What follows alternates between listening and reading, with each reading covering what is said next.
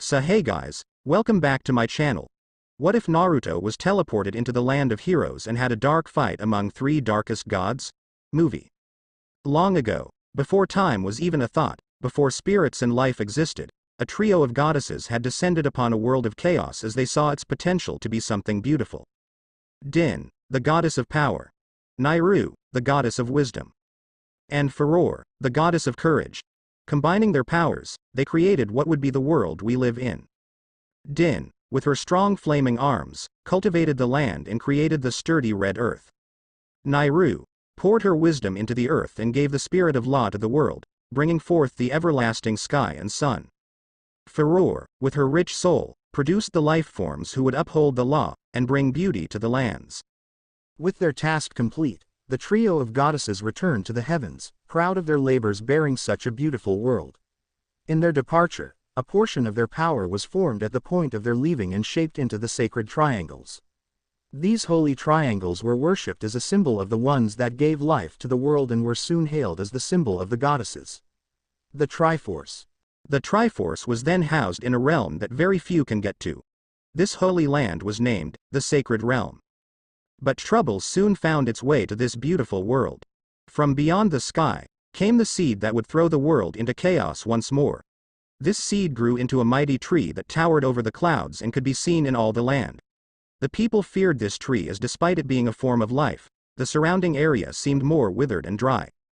This mighty tree was absorbing the life of the very world, causing many living creatures to die by being too long in its presence. One day, a woman had made her way to this tree and climbed it to see what was among the branches. It was this act that she found that it bore a single fruit. One that had not been seen anywhere in the lands of the world. Feeling curious, this woman chose to eat the fruit. This one action was the beginning of chaos. The fruit imbued the woman with an energy that was separate from the goddesses but can be seen as just as powerful. This new energy was called chakra. The woman who gained power unimaginable declared herself the new goddess of the world and shunned the trio as false deities. She corrupted many creatures to become monsters of various levels of power. Some were even soon to be known as demons, feared for their size and dark power. War was soon unleashed as the woman became a tyrant and sought to destroy everything that the goddess trio created. Many lives were lost on both sides and the people began to pray to the Triforce, asking for their three goddesses for their aid. In response, the trio had sent in their youngest sister to aid them in their time of need. The young goddess, Hylia. With the young goddess's guidance, they fought against the false goddess who goes by the name Kaguya. The battle was dire and many more were lost. But it was by the hand of a small group of people that the young goddess saw that her people were able to vanquish Kaguya. However, as the haze of war faded, the goddess felt great sorrow for the loss of her people but also for the death of the heroes of the land. She had watched them through their battles and vanquishing the evil that was bred through the chaos. She stood by them as the imprisoned hero did their last task, sending the Hylian people into the sky while they remained behind. She only became visible as they gave his last breath. She cried as she had become fond of these young brave souls that suffered mistreatment till the very people that imprisoned them needed their aid. She held the body of the imprisoned hero as her tears fell as she did her own last action. I shall shed my divinity so that I may once again stand by your side. When the world is in need of us once more, we shall face it together. And I hope that we all may stand together to save the world once more, to see the beauty of the world once more. This was the beginning of the legends. A small pink fairy was seen flying through the dark forest, avoiding the animals that were roaming around. It swerved back and forth as it flew at great speeds but soon had to pause as a snake snapped its mouth in front of it. Shaking in agitation, he flew over the snake, before turning around and giving what sounded like a raspberry. It flew away from the area at a slower pace, just to make sure it didn't run into any more issues.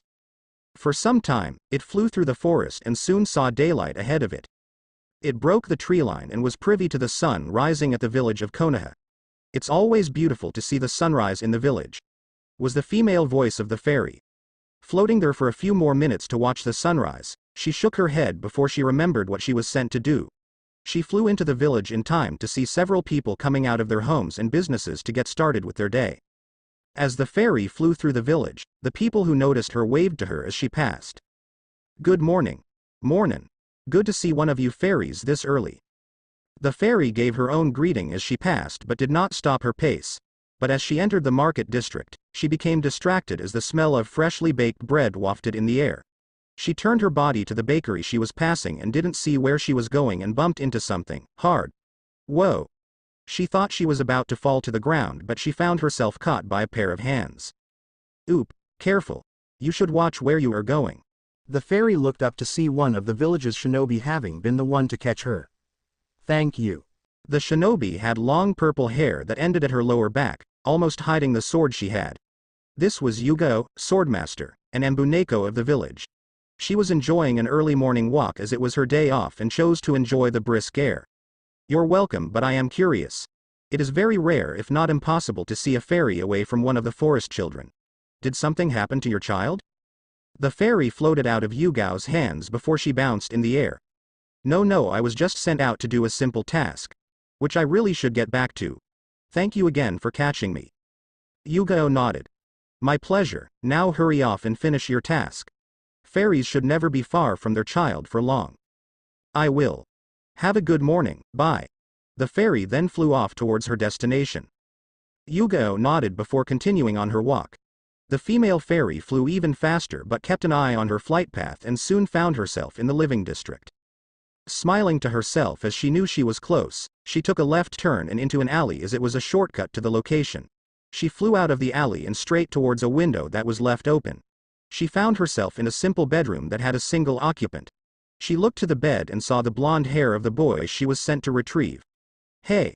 She bounced around in the air above the boy as she tried to get his attention. Hello? The boy groaned as he brought the blanket over his head to try and drown out his wake-up call. She grew irritated and bounced around more. Listen.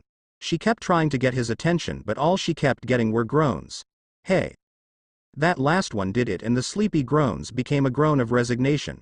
Alright, I am getting up. The boy threw off the blankets and jumped out of bed before stretching his arms over his head. Once done, he looked at the one that woke him. Why did you wake me up so early in the morning? He looked at the clock in his room and groaned again. Barely even 5. Is something wrong? The fairy shook. Nothing is wrong, but you were summoned and it is recommended that you come quickly. The boy yawned as he walked to his wardrobe. Okay. I'll get dressed and make my way towards the forest. The fairy let out a chime of happiness as she flew towards the window. Well, wait for you in the forest. Please hurry. She paused before leaving before looking back. And you really should leave your window open at night. It isn't good for you, Naruto. Naruto looked behind him as he gave a foxy smile. But if I didn't leave it open, how would you get in? The female fairy humphed before lying out the window. Naruto chuckled before he began to get dressed in simple clothing. He was glad it was a Saturday and he didn't have to worry about going to the academy. Naruto Uzumaki. Age 11, an orphan for all his life and overall prankster for the village. His parents were killed the day of his birth during a massive battle against a massive beast, and Naruto has been on his own for as long as he could remember. The apartment was given to him by the Hokage and most of the utilities are handled by the old man that is in charge of the village. He does find it lonely that he doesn't have anyone to greet him when he comes back, but he knew there wasn't anything he could do about it. Naruto put on a dark burnt orange shirt and a pair of tan shorts. He moved to his dresser and smiled as he grabbed one more thing. He then tied it around his neck and smiled at it. It was a forest green bandana that had a simple red symbol on it. It's not the Uzumaki symbol. Once it was securely tied to his neck, he ran towards the front door, put on his sandals, and out into the village, making sure he locked his apartment before he left. Naruto ran through the streets as fast as he could as he knew that if he was summoned, then he should hurry. The brisk air was enough to make him wake up a bit, but he still had his eyes drooping. The reason for this was because he was reading about the legend of the land. There were many that didn't believe in 3 goddesses creating the world itself, since it is hard to believe about it, and thought that it was just some propaganda that the people who use magic made just to make it seem like the people with chakra were the ones that started to conflict. But no one knew what really started the massive war they discovered happened so long ago. All they found out were some ancient documents about it. There are a lot of people on both sides that have some animosity towards the other. Some even say that it was in our very nature to be against the other, since no one is able to have both magic and chakra.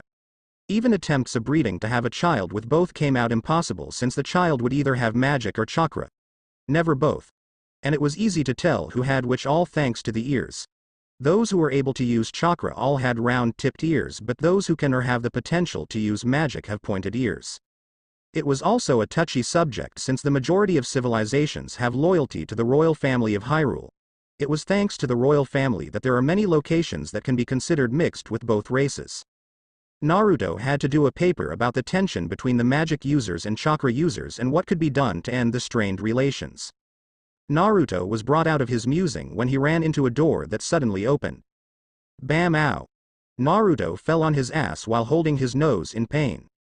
Out from the door came a balding pudgy man who peeked his head around the door before frowning down at the boy. What the hell is up with you, kid? Naruto rubbed his nose as he pushed himself up from the ground. Sorry about that, I was kinda in a hurry. He looked up and grew a bit nervous at the angry look on the man's face. The man glared at the boy for a minute till his angered look dropped and he sighed as he saw the nervousness the kid had. Sorry, kid. I hadn't had my morning coffee yet. And I found out I am out of lon milk, so breakfast is a little delayed till I can get more from the store. Naruto's nose finally stopped hurting as he nodded in understanding to the old man. Yeah, being out of lon milk can just make any morning suck. The man grunted in agreement before he grabbed a broom before he gestured to his right. Alright, kid, head off. Didn't you say you were in a hurry? Naruto gained a look of panic as he gripped his hair. Oh no. I am gonna be late. He ran off without another word. The man shook his head before he began to sweep outside his home. Naruto continued at a much faster pace, but as his mind went over the small talk he had with the man, his stomach chose to remind him that he hadn't had any breakfast yet. He groaned as he slowed down till he stopped and looked down as he held his stomach.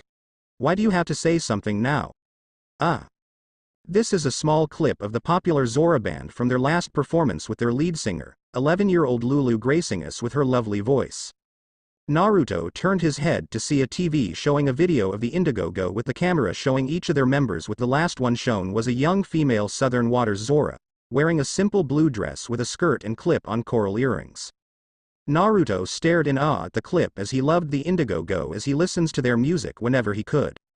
The Zora species seem to be more in tune with the magic users as they also have the ability to use magic, both kinds.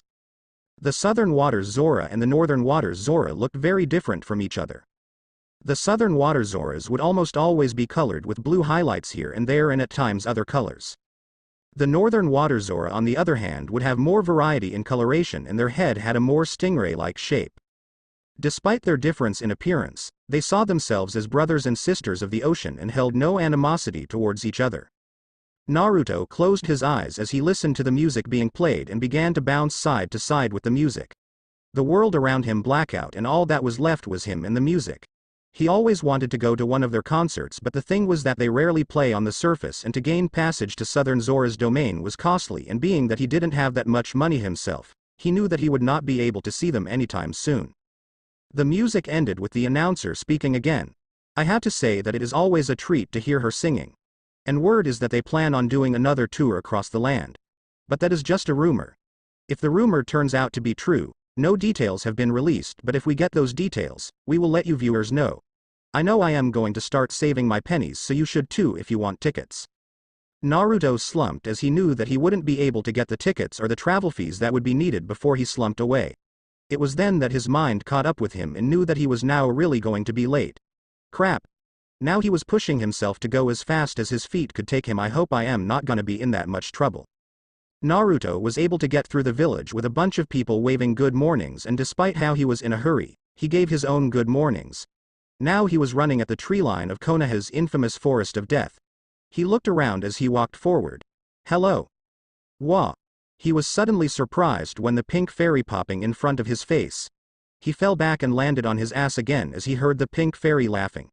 Ha ha. Very funny. The pink fairy giggled before she flew around him before stopping in front of him. We should go in now. Don't want to keep them waiting. She then flew off into the forest. Naruto got up to his feet before running after the fairy. Hey, wait up. Naruto followed the fairy as fast as he could as the fairy flew ahead, out of reach but not out of sight. Naruto soon caught up with the fairy because she stopped moving and he knew why. The fairy then floated to the right of his head. Ready? Naruto nodded as he watched the pink fairy float only a foot away from him and he followed her through the forest. This part of the forest is a very dangerous section since it has something different about it. All the shinobi knew that they are never to go into this section as it lives up to its name, the Lost Woods. Deep within the Forest of Death was the Lost Woods, a section filled with magic that if someone ends up in it without a guide or knows the way to traverse the forest will become forever lost with no idea what happens to them. It is why there is a warning to all who enter that they should avoid the area. But legend has it that if a child ends up in this forest and cannot find their way out, they become one of the many skull kids seen wandering around. Naruto is one of the few that constantly goes into the Lost Woods as he had been able to navigate his way through. Though it does take him a lot of time to get out, which is why that when he wants to get through at a quick pace, he needs a guide, most of the time in the form of a fairy. Naruto paused as he heard jingling coming from the right and he turned his head in time to see the glowing eyes of one of the skull kids. It disappeared behind the trees when it was spotted. Naruto shook his head as this had happened a lot when he came into the Lost Woods. There would be a skull kid that comes around and spies on him as he makes his way through. Hey! Naruto looked at the fairy and could tell based on the reddening of her pink glow that she was irritated. He nervously chuckled as he rubbed the back of his head. Hee sorry. She huffed as she flew ahead with Naruto following her. After a bit more walking, Naruto finally noticed that the dark mysterious forest slowly became brighter and he knew that from here on, he would be able to find his way. As he picked up his pace, he froze as he heard the familiar sound of a flute. Down pointing arrow, right pointing arrow, left pointing arrow. Down pointing arrow, right pointing arrow, left pointing arrow. Naruto knew that song. He could never forget the song as it belonged to one of his friends. He turned to the left and ran towards the sound with the fairy floating by his head. He hopped over a fallen tree and came upon a tunnel. He passed as he couldn't see the other side of the tunnel despite him knowing that the tunnel is only a few feet in depth. He figured that it was just the magic of the forest causing this kind of feature to these tunnels. He walked through the tunnel and after a few feet, the blackness that took the inside of the tunnel faded and he could see the other side. He was now in a small square-like area and he walked to the far right corner towards a large stump with a single girl playing her favorite instrument, the fairy ocarina, with her eyes closed. The pink fairy left Naruto's side and floated around the girl's head as she began to dance around. He walked up to her and stood a few feet away as he closed his eyes and enjoyed the sound of the song. For minutes he stood there just enjoying the clean forest air, the sound of the forest, and the song being played. It was very tranquil. After another minute, she finally stopped and pulled her ocarina away from her lips. With her eyes still closed, she smiled as she spoke. "You're late, you know." Naruto opened his own eyes and rubbed his head in embarrassment. "Sorry about that, Saria. But I came as fast as I could, you know." Saria opened her eyes to show her bright emerald green eyes as she hopped off the stump to stand in front of Naruto. She shook her head as she giggled.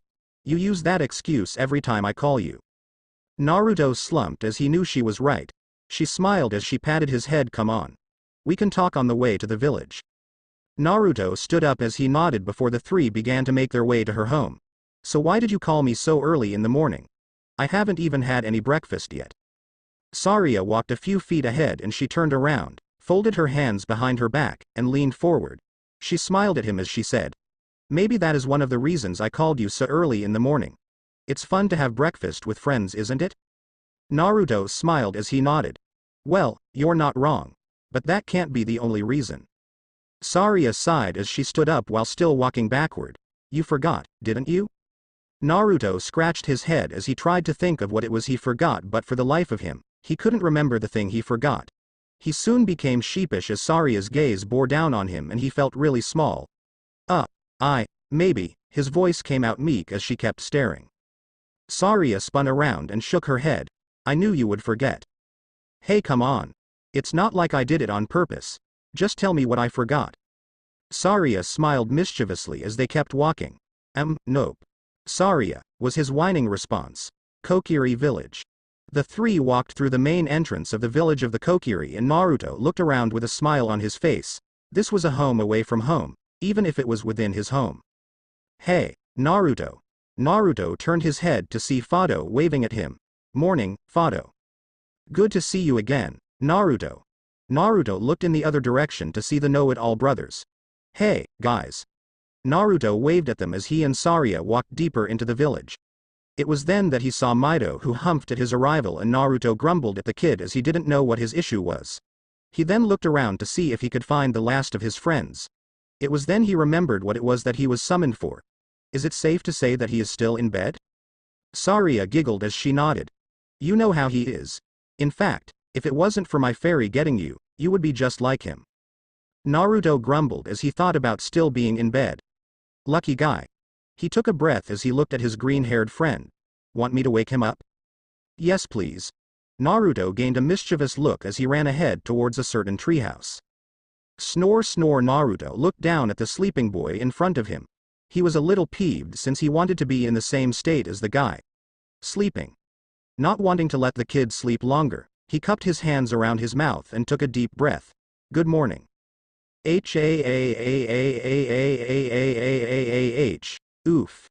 Naruto laughed as he saw his friend scream his head off and fall out of the bed. He saw his friend lift his head before he glared up at him. Well, good morning to you too, Link. The only response he got was a pillow to the face. Hiruzen ran his hand over his face as he groaned at the mountain of paperwork that he had on his desk. It's too early for this. Why can't one of the other shinobi take the job from me? He placed his face in his hands and ground again when he heard chuckling coming from the other visible occupant in the room. Oh, Hiruzen. You should really cherish such a respectable job. Not many can say they became the Hokage. Hiruzen lifted his head and gave a soft glare at the one who spoke. Bawako, I already went through the job once and I was looking forward to spending my remaining years in happy retirement with you. He stopped speaking as the next thing he wanted to say would have been disrespectful to Minato. The man deserved the highest respect for his contribution to the village and his sacrifice in defeating the army of monsters that had been close to invading their borders. The monster army had almost literally come out of nowhere. There was no warning, no sign, and no time to mount a defensive response. The monsters just seemed to appear inside the village and attack everything they saw. The shinobi had done their best to save as many people as they could while Minato rallied his forces to drive them out of the village. But there was something different about these monsters. There was a dark aura around them and their eyes glowed red as they tore through everything. And no matter how many times you struck them down, they rose once again as if nothing happened. And despite how shinobi are skilled in battle, they had their limits. Even Minato. The man along with his wife stood back to back as monsters surrounded them. It was unfortunate that Jiraiya had been sent out on a mission towards Kusagakure in the land of grass beyond the other side of the Hyrule Fields, and Tsunade was off on her honeymoon with Dan in the eastern Zora domain, which was just as far away. For hours they fought against the undying army, and it was when the moon was low in the sky that one of the arrows hit Minato in the shoulder. That was what set things off. Kushina panicked at the sight of Minato getting an arrow in the shoulder that she lost focus and was slashed in the back by one of the enemy's blades. Minato saw this and grew furious, and with every ounce of chakra he had, he created a massive Rasengan and plowed through many of the enemies, ignoring the attacks that came his way. Hiruzen grimaced at the memory as he was able to catch bits of the fight as he was also defending the village. He remembered seeing his successor fall to Anu with many arrows in his back and at the mercy of one of the largest monsters of the army. He remembered watching as if in slow motion, Minato being taken out by the beast with his wife already taking a bone sword in the stomach. It was such a bloody night, that the red moon that rose in the sky seemed to be appropriate for it. He shook away those thoughts as he had no time to think for it. He sighed as he began to work again on the work on his desk. Bawako smiled at her husband's tiring work and brought out a bento for him to eat later on. Hiruzen smiled at Bawako for the kind gesture, but they were brought out of this moment when they heard someone knock on the door. Internally smiling at the delay to his workload, the Hokage called out, "Enter." He was a little surprised to see Yugo walk into his office. He wondered why she would come here since she had the day off. But he knew that she would not come if it wasn't something that he needed to know. "Ah, Yugo. What can I help you with?" Yugo bowed to both the Hokage and his wife before looking at the village leader. "Sir, I thought you would like to know that Naruto has once again entered the Forest of Death. Most likely heading through the Lost Woods into Kokiri village." Hiruzen groaned at hearing this. "That boy, he will be the death of me one of these days." Bawako looked at her husband with a rueful smile. "You are not allowed to do so until I wish for it." Her smile dropped and turned into a look of concern as she looked at the purple-haired woman. "Did he go off on his own again?" Yugo shook her head. "No, before I saw him running towards the forest, a fairy bumped into me and flew off in the direction of his apartment. I would assume that he was guided through the forest, this time by the fairy. Hiruzen rubbed his forehead as he gave a sigh of relief. At least I won't have to worry so much about him becoming lost in those accursed woods. He didn't say this in any form of malice, but many shinobi had become lost in those woods and never seen or heard from again. It is why there was an order to all shinobi that no one is allowed to go into the forest. Naruto apparently didn't get that memo. Naruto is the only one that is able to enter the forest with, or without, a fairy. He wasn't sure how the boy was able to do so, but he did not dwell on it so much. The forest, along with the children, were under the protection of the great Deku tree. Hiruzen had met the tree only once when Naruto had guided him into the village, and the old man was astonished at the power and wisdom the great Deku tree had. He had asked the Deku tree if he was the one that allowed Naruto the ability to travel into the lost woods and not end up like many of the others that ended up lost. To his shock, he learned that not even the Deku tree knew how Naruto was able to do such a thing. It just seemed like a mystery that might never be found out. But as long as Naruto was alright, he would just accept it, regardless of his worry that one day he might end up lost in those dreaded woods. Hiruzen then thought about a message he received not that long ago from Suna. He opened one of the drawers on his desk and searched for the message from Suna. He still had some time before he had to respond, but now that thesis was brought up, he might as well look it over again and think of a proper response. Finding it, he pulled it out and looked it over. I suppose it is a good thing you brought this up, Yugo. Yugo tilted her head. How so, Lord Hokage? Hiruzen kept reading the document as he answered. I received this request from Suna about a week ago. They are requesting visitation rights into our village as there is someone that wished to meet with the great Deku tree at some point in the future. The person went through some lengths in order to have this request be answered positively, as this message also has the seal of the royal family of Hyrule. The reason that it is coming from Suna rather than directly from Hyrule is that there will be some of Suna's shinobi coming along with the one who gave the request as an escort. With how impossible it is for anyone other than Naruto to enter the forest, I will be asking the boy if he is willing to be their guide to the great Deku tree. Yugo tilted her head. I wonder why this person would want to meet the great Deku tree. I may not have met him before, but from the stories I have heard, he is just a very old and wise guardian of the forest. Hiruzen shook his head. It was not mentioned, but I would assume it is a personal matter. We were just asked to offer them passage, and we should respect the royal family. Bawako smiled at the thought of the boy they were talking about. I wonder what the boy is doing there so early in the morning. Hiruzen leaned back and smiled. If I had to guess, he is enjoying his time with his friend as they eat breakfast. Kokiri village. Achoo. Wah. Ah. Naruto sneezed before he juggled the things in his arms, trying to make sure none of them fell to the ground. Careful.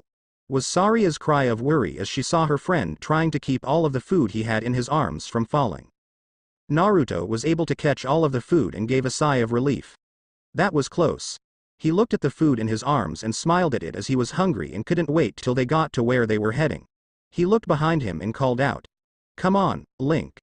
If we don't hurry it will be lunchtime instead of breakfast.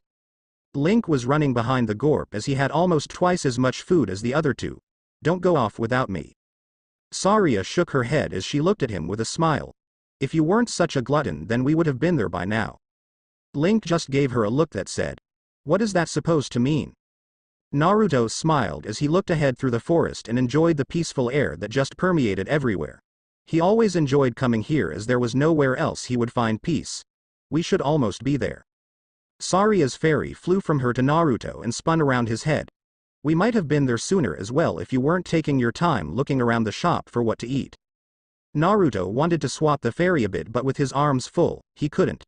Hey, it's not my fault. I haven't gone searching for rupees in a while, so I had to make sure everything was within my budget. Rupees. The currency used by all magic users in the world. Rupees are actually concentrated magic given physical form in the shape of colored gems that can be found almost anywhere. When magic takes the shape of rupees, they lose almost all forms of magic and are just seen as valuable jewels and were long ago considered the currency based on the coloration. Due to the hostilities towards magic users, chakra users made their own currency using metals since they were unable to create crystallized chakra in any way. Despite how a good amount of people would have been happy with just one set of currency, The ones that were hostile against the other side allowed the usage of Ryo in a sort of way of showing the separation of the two users. So there are two forms of currency out there in the world. Ryo and rupees, and despite how rupees are far more plentiful and easier to gain, it is extremely time-consuming and unreliable on how much you can get. So both currencies are usable, though there are some value discrepancies. There is also another factor that seems to be part of collecting rupees. Luck, and for some reason, Naruto has an abundance of it. But very few people knew this, so he wasn't hounded with gathering rupees. Saria moved over to Naruto and looked at her fairy with a teasing smile. You know how picky he can be. He probably still hates how there aren't any ramen cups for him to eat. Naruto gave a deadpan glare to the two. Ramen isn't the only thing I eat. I eat plenty of other things. Link walked up to stand to his right as he said, well, you do enjoy it a lot. Naruto turned his glare to Link. Says the guy that enjoys eating, in general. Link just smiled and shoulder bumped him so he wouldn't drop the food. Saria smiled as she moved ahead and gestured with his head. Come on, boys. We should really get going. Link and Naruto nodded as they followed her through the forest. For the next few minutes, the three continued to walk through the massive trees, hopping over logs and under massive uprooted roots. Soon they walked through a tunnel made of intertwined massive roots, and they came out into a clearing that was encircled by trees so close to each other that they could be considered a wall. In the center of the clearing was a single tree. The thing that made this tree different from the others was that this tree was massive, many times larger than any tree ever seen in any other forest. In fact, it was nearly impossible to see the top of the tree as it looked like it continued forever. Another thing that can be considered odd about the tree was that on the side that was facing them, there were discolored sections of bark that seemed to make an elderly face on the tree. Naruto smiled wide as he ran forward till he was standing directly up at the face of the tree. We made it. Sorry, we're late. Hum. I see you are as energetic as ever, young Naruto. Naruto just smiled cheekily at that. What can I say? Who would I be if I wasn't? You would probably be more like Link. You've both got blonde hair and all. Saria came up to stand next to Naruto with Link joining them. Link smiled at his friends before he looked up at the tree. Sorry, we are late, Great Deku Tree. The three kids stood in the presence of the guardian of the Lost Woods and the Kokiri children, the Great Deku Tree. It is all right, young Link. I am just glad that you three have come once more to join me in this wonderful morning. The three kids nodded as the female of the group reached into her hip pouch and pulled out a large blanket with her free hand and placed it on the ground before using it to spread the blanket flat. Once that was done, the kids put their food on the ground and sat in a small circle. Naruto looked up at the Deku Tree and asked, can we hear another story? Maybe another one about the royal family. Or maybe the goddesses. Naruto enjoyed listening to stories that had magic users in them. He didn't know why, since he wasn't one, but he figured that it was because he couldn't use magic that he enjoyed them. He had seen what shinobi can do and he thought they were cool, but jutsus were something he could learn to do, but magic, he smiled at what could be done with it. Magic just seemed so magical. And the thing is that a lot of the stories the Great Deku Tree told had to do with the royal family or the goddesses. The Great Deku Tree chuckled and thought about a new story he could tell the kids. It was then that he thought of one that he hadn't told them yet. Well, this one is a little different from the previous ones I told you. He saw that the three were giving him their attention as they ate some of the food that they bought. This one is about one of the worlds connected to this one. Saria tilted her head at this. There are different worlds connected to ours? The Deku Tree gave a hum of acknowledgement. Yes. They can be seen as mirror worlds to our own, but can also be seen as vastly different. As for this world, I will tell you, this is about a world that can be seen in your very own shadow. The kids looked down at their own shadows as if trying to see if they could get a glimpse of this other world. This world is ruled by a princess. This princess ruled her kingdom with a fair hand and was respected and loved by all her subjects. She loved everyone in her kingdom and was said to do what she could to keep them safe. As such, she made sure that there was no way for their world and ours to ever interact. In their world are creatures that might seem intimidating to us, but they are as gentle as the birds that sing in our forest. As the Deku Tree continued to tell the tale, the children sat there listening about a world different from their own. They didn't even realize they had finished their food as they stared up at the forest guardian. Hours later, the kids waved goodbye to the Deku Tree as they finished listening to his story and afterward, played around the tree and ended their time there listening to Saria play her song. It was now about 1 p.m. as the children left to go about their day. The great Deku Tree watched them leave with a chuckle and used his roots to make sure they made it back to Kokiri village. Once he was sure that they were there, his cheery mood dropped as he gave a contemplative hum. The hand of darkness is reaching out through the land. I can feel it getting ready to cast evil on all that live. He focused on the presence of the very children that left and wondered to himself. I feel that the destiny of Link and Saria is coming soon. Though I do not know what their destiny truly is, I hope that you can help them along the way, young Naruto. I wish I could get a feel for your own destiny, but perhaps it is not for me to know. The Princess of Destiny might know, and I pray you stay strong. Kokiri village. The three made it back to the village and talked about the other world they were told. Link turned to his friends and asked, what do you think a world in our shadow is like? I mean, could it really be that different from our own? Saria shrugged. Who knows? But it is interesting to hear that there is a world connected to our own but can't be seen by anyone. Naruto thought about that and shivered at a random thought. Almost sounds like they are ghosts.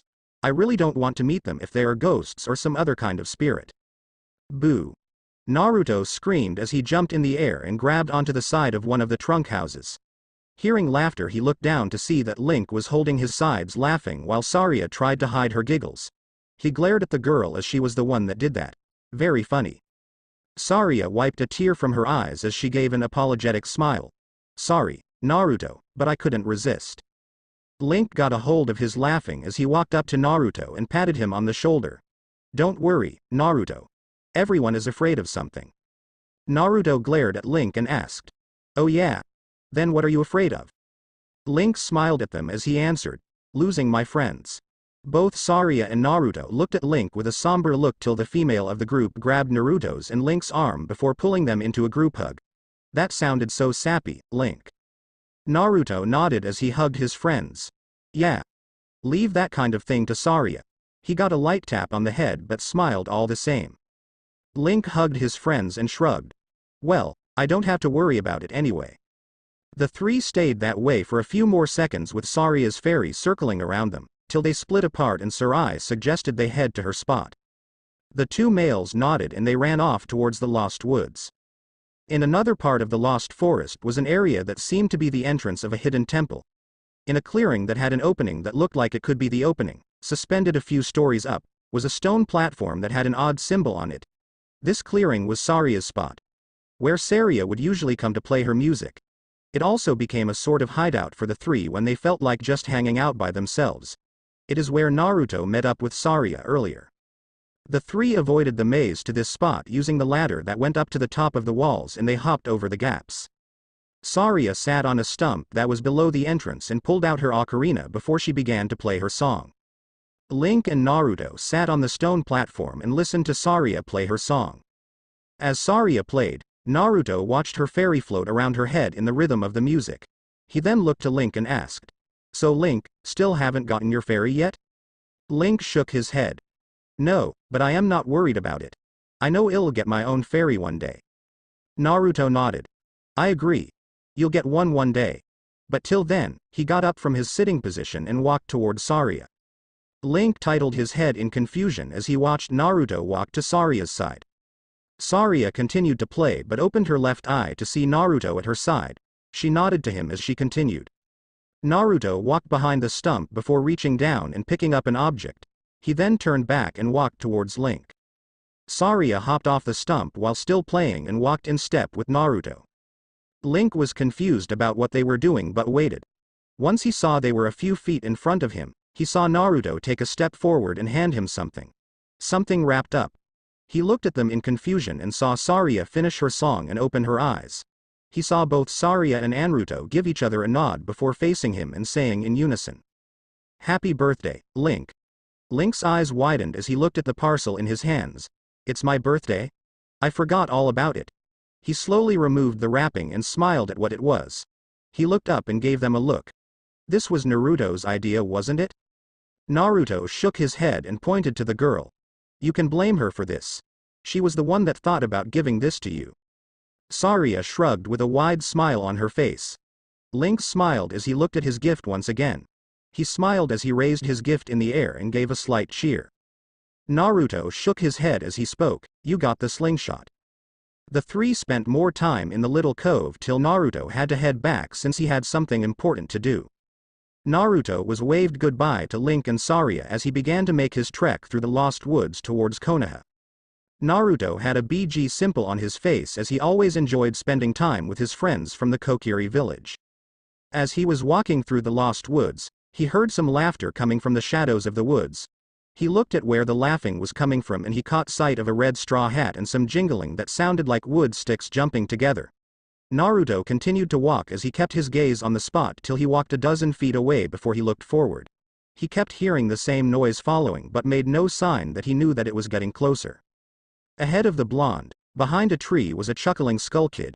He tried to muffle his laughter as he slowly leaned his head to the side of the tree. But he then grew confused as he saw that the blonde wasn't there anymore. He tilted his head as he looked around but when turned back he jumped at the sight of the blonde standing there with a smirk on his face. Nice try. But it looks like I got you again. The Skull Kid shook his head before crossing his arms. No fair. I had you this time. Naruto smiled as he pointed at the Skull Kid. You gave yourself away by chuckling. Seeing the Skull Kid out he stepped forward and patted him on the shoulder. Hey, you almost got me but you gotta try and hold it in till you get me. The Skull Kid nodded as he mentally tallied another mark for Naruto. Naruto smiled at Skull Kid before he gestured over his shoulder. I wish I could stay and play longer but I gotta get going. Ah. Do you have to? Naruto nodded. Yeah. There is something I need to do and if I don't hurry, I am going to be late. Skull Kid pouted but nodded. Okay, but you better come to play sometime. Naruto gave a foxy grin as he nodded. You know I will. He turned around and began to run off. He looked over his shoulder and waved. Bye. See y'all later. Skull Kid waved back and waited till he couldn't see Naruto. Once his friend was gone, he spun around and jumped up in the air before disappearing in a sparkle of leaves. Naruto made it to the forest edge and covered his eyes as the sun was shining brightly. Getting his sight back, he looked in a certain direction and ran off as fast as he could. I should be able to make it in time at this rate. Naruto swerved around the civilians that called out that he should watch where he was going and to be careful. He half-heartedly called back to them that he was sorry but he needed to be there. For another 10 minutes, he ran till he made it to one of the training grounds. He panted a bit before he regained his breath and stood up straight and walked towards his destination. As he got closer, he saw someone already there and facing away from him. He walked closer to the man without a second thought. You were almost late. Have fun with your fairy friends? Naruto stopped at the monk's side as he looked at what the man was gazing at. Yeah. But you're the last person to say anything about being late, Kakashi. Kakashi chuckled at that as he lifted his hand and patted Naruto on the head. Maybe. But you can blame my old friend for that. The two now stood in silence as they gazed at the memorial stone, both eyeing certain names that were etched on it. Kakashi. Eyeing the name of his old team. Rin and Obito. Rin died from a monster ambush while they were on a simple escort mission. Obito from a rogue shinobi group that was listed as wanted by the royal family for thievery and transports. Naruto's gaze was on two names. Minato Namikaze Kushina Uzumaki. His parents. Can you tell me another story about them, Kakashi? Naruto had only blurry memories of his parents as they died when he was just a baby. If he focused on the earlier memory, he can see blurry outlines but that was all he could muster.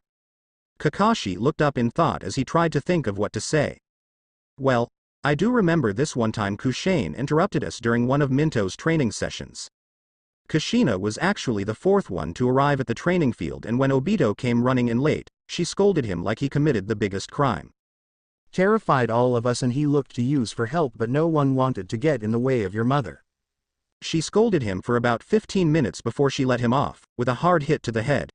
Your father whispered to me that not even he can stop your mother when she is in a scolding mood. Rin ran to him to make sure the bump on his head wasn't that bad. He chuckled at this next part. Once Kushina saw that, she immediately pulled them into a massive hug and swung them around while saying they were the cutest couple she had ever seen. Naruto listened to the story while keeping his gaze on his parents' names. Tears fell from his eyes as he heard more about the parents he could have had. But he never lost his smile. He wouldn't want to worry them by frowning in front of the stone.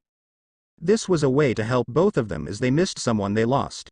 Kakashi got to reminisce on happy times with his friends while Naruto got to learn more about his parents.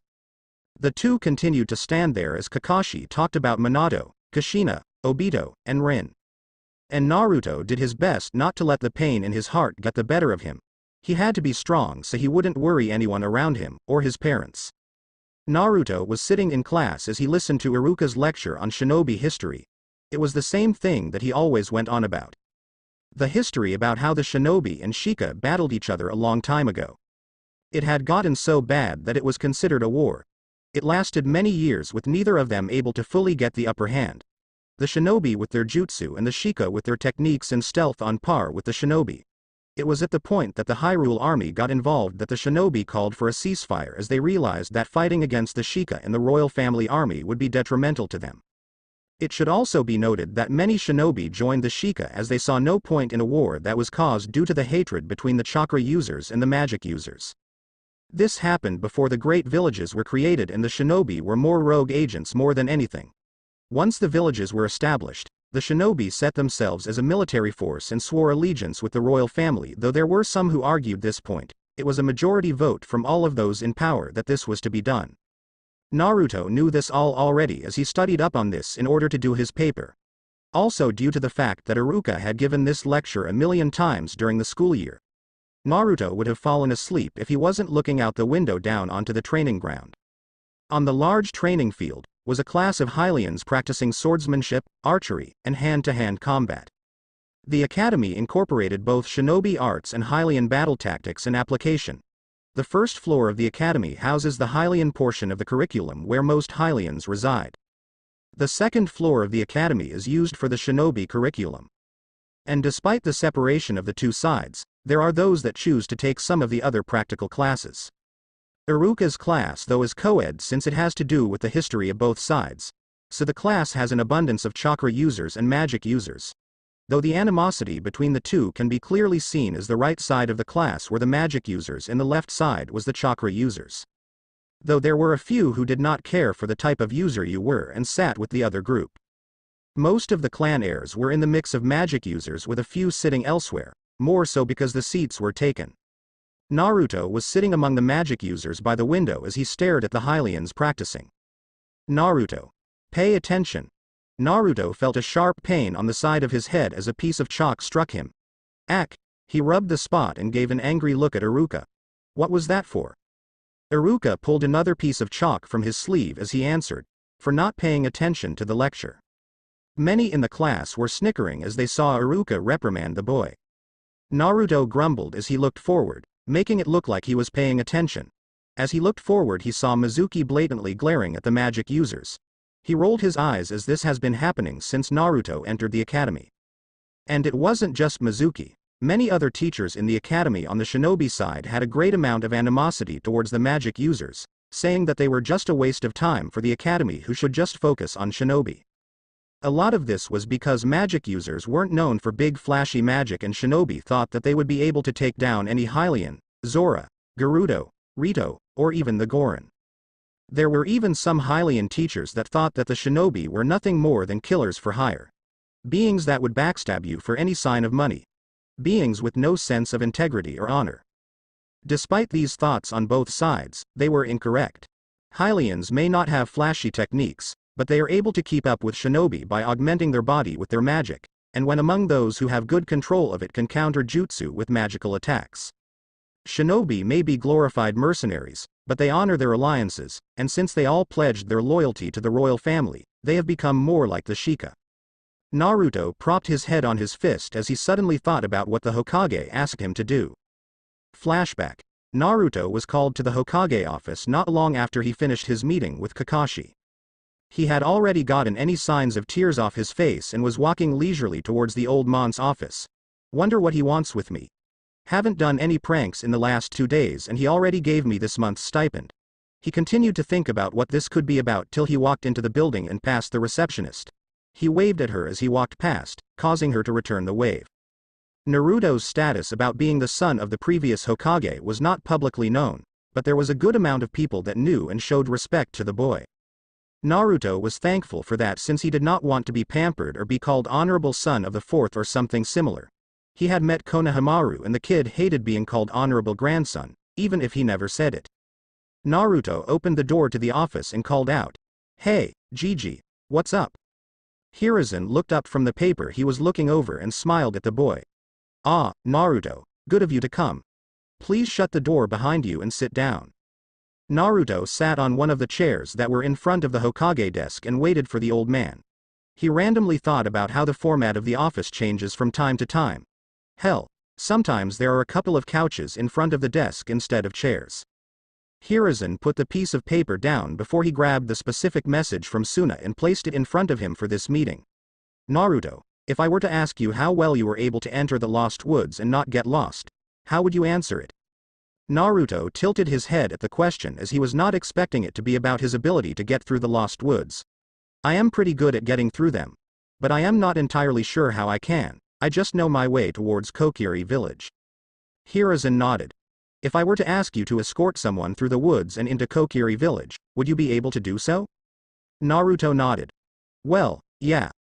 I've taken some of my friends there before because they wanted to see what it was like, so I can do it. Hiruzen smiled as he nodded. Excellent. The reason I ask you this, Naruto, is because I have received a message from Suna that they will be escorting a representative of the Gerudo. This representative wishes to meet with the great Deku Tree about a matter that has not been divulged to us. Naruto tilted his head before looking up in thought. The Gerudo, what would she want with the Deku Tree?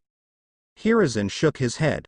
As I said, we were not informed about the matter, but since it has gone through the royal family, this isn't something we should just allow to happen without assistance. If we allow someone that has gone through the royal family before coming here, it could very well cause us issues in our relationship with both Suna and the Gerudo. It would be unwise to allow them to get lost in the woods when we could clearly give them safe passage. He stood up from his seat and moved to stand in front of Naruto. That is why I wish to ask for your assistance in this matter and escort the representative through the woods. Naruto hopped out of his seat and nodded to the old man. Gigi, all you had to do was ask. But I gotta get permission from the Deku Tree before I escort them with me. It is his woods after all. Hiruzen nodded as he understood why the Deku Tree would want to be informed about any guests he would be receiving. Oh, one more thing, Naruto. There haven't been any problems in the woods, right? No monsters to speak of? Naruto looked at the old man like he was an idiot. Monsters? In the Lost Woods? The closest thing to monsters in the Lost Woods would be the Deku Scrubs. But those guys rarely cause trouble. Hiruzen sighed as he ran his hand down his face. How in Hylia do they keep getting into the village without us knowing? The Deku Scrub village was where most of the Deku Scrubs lived and can be located some miles away from Konoha, in the heavy swamplands. Despite how many who don't live in it call it a village, it is actually called the Deku Kingdom.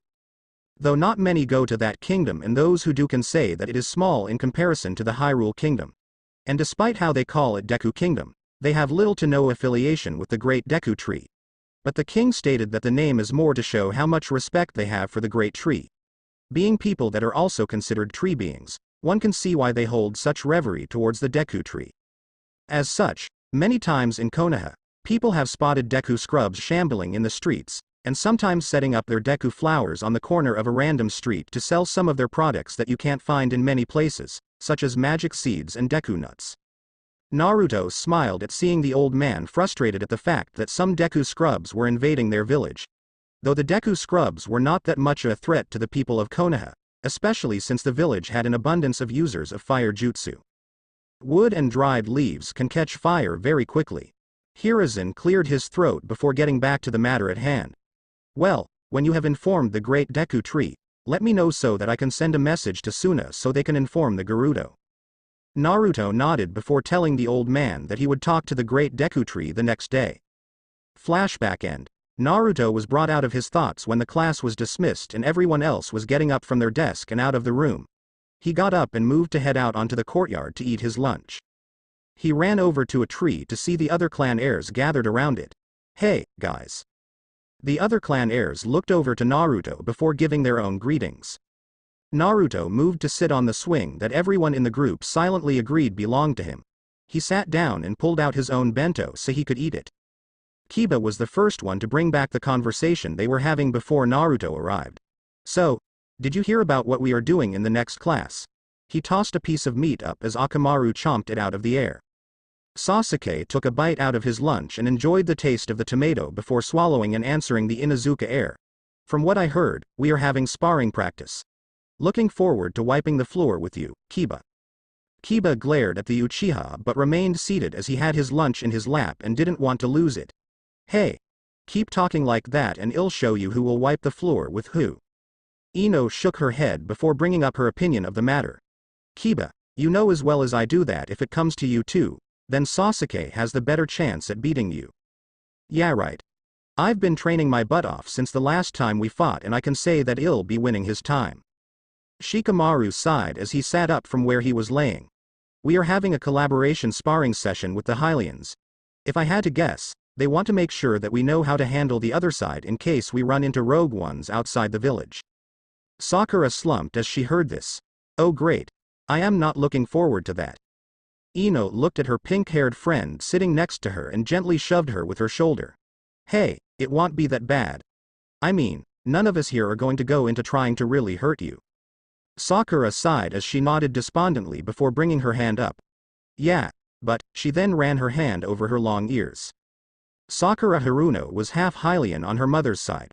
Her mother Mebuki Haruno was a Hylian that came to live here when she was just a teenager as she wanted to establish a store business in Konoha. She then met her shinobi husband Kazashi Haruno and the two hit it off. Kazashi retired as a shinobi to work more with his wife and raise the family they made. And being born from the two, she gained her mother's ability in magic. In other words, she was born with the Hylian ears, showing her ability to use magic. This brought her scorn from many on the shinobi side of her class, but Ino defended her from Amy a while ago and the two became fast friends. After they became friends, Ino made sure to introduce her to the other clan heirs and she became integrated with the group. Naruto finished his lunch before he looked at the girl. Hey, come on, Sakura. You have all of us as your friends and we ain't going to do it with any anger. Besides, all of us get along with each other really well. It was then that Naruto looked down at Sasuke's lunch and he quickly reached down and grabbed one of the mini tomatoes that were there and popped it in his mouth. Naruto. Said Blonde stuck his tongue out before he chewed the tomato. He had to jump out of his seat as Sasuke threw his chopsticks at him. He then had to run as Sasuke got up from his seat and began to chase him around the tree. You bastard. Do you have any idea how much it is to import Hylian ingredients to make that dish? Naruto kept running as he looked behind him. You still have the rest of the lunch. So, what's the problem? Problem is that it was my lunch and you don't get any. The other heirs watched the two, chuckling, with Sakura feeling better about the upcoming sparring session. Kiba looked at the lunchbox that Sasuke put down before he attempted to kill Naruto. What is his lunch anyway? Ino looked down and shrugged. No clue. Hinata joined in as she tried to think about what it was as she was sure that she had seen it before. I think I saw it in a Hylian cookbook before but I can't remember. Sakura looked at it and spoke. It's vegetable risotto. Looks like tomatoes were added to personalize it. You can make it with Hylian rice, rock salt, some carrots and goat butter. Though, it looks like the carrots were replaced with tomatoes. Choki drooled at the sound of ingredients that were said and he was so tempted to try a bite. But he was stopped when he felt a hand on his shoulder and turned his head to see Shikamaru shake his. I wouldn't if I were you. You know how Sasuke is when it comes to tomatoes. Especially since his mom is the one that takes the time to make it for him. Choji nodded as he leaned back. Well, Sasuke's mom does make good Hylian food. Guess being a Hylian herself makes it easier. Much like Sakura, Sasuke is half Hylian but unlike her, he gained the ability to use chakra, as well as his brother. One of the theories about half-breeds between the two is that depending on the genetics of the parents, it can be speculated which side they will take more of. Such as if one of the parents has a Kekkei Genkai, it is more than likely that the child will be a chakra user. They believe the strong genetics of the bloodline forces the child to develop towards said bloodline. You'll never take me alive. Every one of the heirs looked to the still running boys and saw Naruto pull something out of his pocket and lift his arm as if to throw it to the ground. Sasuke saw what it was and tried to stop but he was too late. Naruto threw it to the ground and a loud crack was heard and Sasuke was now stunned frozen with a slightly blue coloring around him. Sasuke groaned as he was frozen in place. Damn you, and Naruto. Naruto smiled wide before he spun on his feet and ran away since the effect of a Deku nut is only a few seconds. Shikamaru sighed as he laid back down. He does know that they will meet in class before the sparring, right? It was then that the bell rang, informing them that they had to go back to class. Sakura got up from where she was sitting and brushed off her dress before looking at the others. "I'll see you guys later." She waved at them before she ran off to get ready. The heirs and heiresses then cleaned up their area before heading back into class. The second that Sasuke entered the classroom, he narrowed in on Naruto and punched him on the top of his head. "Get your own next time." Naruto rubbed the top of his head to get the swelling to stop. "Stingy bastard." Iruka then called out to the class. "All right, everyone. As I am sure many of you know, we will be having a collaborated sparring session with the Hylians today. What you probably don't know is that the first half will be sparring against each other, the second half will be cooperative. This means that you will be paired up with one of them as you face off against a couple of the instructors here. Some of the Hylians being former soldiers of the Hyrule Royal Army, so they have experience." This got a few of the students excited at the idea of the session, but they stopped when Iruka shouted for them to stay quiet. One of the students raised her hand and asked, "Are we going to be fighting any Sheikah today?" Iruka shook his head. "No, the Sheikah are very busy with their duties to the royal family, so there won't be any attending the sparring session." Several of the students groaned in disappointment as many of them were interested in seeing the Sheikah in action or fight them to see how good they were. Iruka sighed before he began again. "Now, you will be given kunai to use for this session, but they are meant to be used as handheld weapons, not projectiles.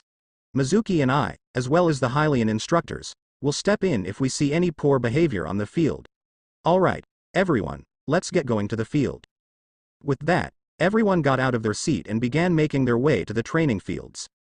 All of the shinobi in training made it to the fields to see all of the Hylian students waiting for them. Iruka gestured for them and Mizuki to stay where they were before he went to the Hylian instructors and discussed how they would do this. It was agreed that they would send in their best to face each other first to give the other students something to strive for. Iruka moved over to the in-training shinobi and told the decision to Mizuki, who just nodded and agreed to it. He then looked over to students and called out, "All right, everyone, we are going to call your name and you are going to go forward to face your opponent while the rest of you will take a step to the side to watch the match." Seeing all of them nod, he called out, "Okay, Sasuke Uchiha, you will be the first to go." Sasuke stepped forward with all the other students moving to the side. The Hylian instructor then turned to his students. "Sakura Haruno, are you ready?" Sakura stepped forward with a standard broadsword at her hip. Her attire has been changed a bit as she was now wearing steel pauldrons that had light leather sleeve armor underneath that made it to the top of her hands. Over her forearms are steel bracers that allowed her full wrist movement. Over her chest was some lightweight armor that was custom made for her chest, and around her waist was a skirt made of leather strips that had steel plating to allow her movement and protection. Around her foreleg were some steel greaves over leather armor. One last thing different was that she had tied her hair into a ponytail. Sasuke and Sakura stepped forward to face each other with the other students stepping back. Iruka and one of the Hylian instructors stepped up to referee with the Hylian looking at both. "Are both of you ready?" Sasuke pulled out his kunai and held it in a reverse grip with Sakura pulling out her sword and standing at the ready. Iruka looked at the two before looking at his Hylian colleague and nodded. "Then begin." Sasuke was the first to make a move and ran towards Sakura with his kunai up. Sakura stood ready as she shifted her grip to move where she needed. Seeing Sasuke come at her with a low upward strike, she shifted her sword to block it. Once his momentum was stopped, she shifted the sword to shove it away before bringing her sword down in a diagonal slash. Sasuke quickly recovered to parry the slash and counter with a horizontal slash, which Sakura leaned back to avoid. She took a few steps back to get some footing and then charged at him. The two then began to exchange attacks with the other parrying them. Sasuke clearly had the advantage due to his mobility, but Sakura's quick reflexes were able to keep up with his attacks and counter with her own. All of the students were staring in awe as they saw the best students of the academy go at each other. Sakura then jumped over Sasuke to avoid a low slash, and while her body was parallel with his, she did a rightward spin to cut at his back while he still had his hand extended. Sasuke looked up over his shoulder to see what she was doing, and he brought his extended right hand to meet her sword despite how his footing was not stable enough to fully block. His kunai met her blade, and lifting his feet off the ground, he allowed the force of the sword strike to send him away from her. Sakura moved her feet to the ground and was able to chase Sasuke, who rolled on the ground but was still off balance. Sasuke was able to stop, but he looked over his shoulder to see Sakura charging at him and was too close for him to get back on his feet. In a desperate move, he spun on his feet to meet her but stopped when she met him face to face with the flat side of the sword at his neck in a way to show that she could slice his neck. Sakura's face was inches away from his and thought herself the winner till she felt something pressed at her stomach. She didn't need to look down to know that his kunai was at her stomach as her sword was at his neck. Enough. Sakura got up, removing her sword from Sasuke's throat while Sasuke pulled his kunai back and stood up with her. The instructors walked up to the two and patted their respective students' shoulders. Iruka looked to Sasuke and commended his ability. You did well, Sasuke, countering Sakura's sword, and despite how that last move was a last-ditch effort, it allowed you to position yourself in a way to land a lethal blow. The Hylian instructor congratulated Sakura for her ability to handle Sasuke's skill and ability to move it in her favor. You did well in parrying all of his swift strikes, and I must commend you for that move to jump over Sasuke to land a decisive blow. And I must commend young Sasuke for his quick reflexes to block the strike to his back. Sakura sheathed her sword with Sasuke putting his kunai away before they lightly bowed to their instructors, while both saying thank you.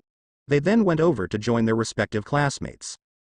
Sasuke sat down next to a tree that had the field in his view as his turn was done.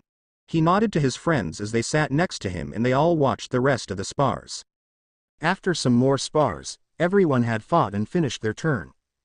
Naruto, Kiba, and Hinata were able to win their spars easily as the Hylian cadets were more scholarly and preferred to study rather the swordsmanship.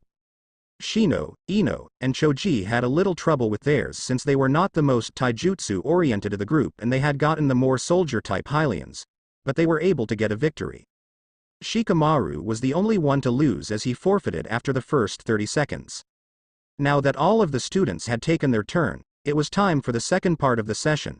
They all were talking to each other as they were trying to think who they would work with and who they would fight. The instructors got together and discussed who would be the one to face the students. After a bit of discussion, they set up who would go first. They moved over to stand between the two groups and Iruka spoke up.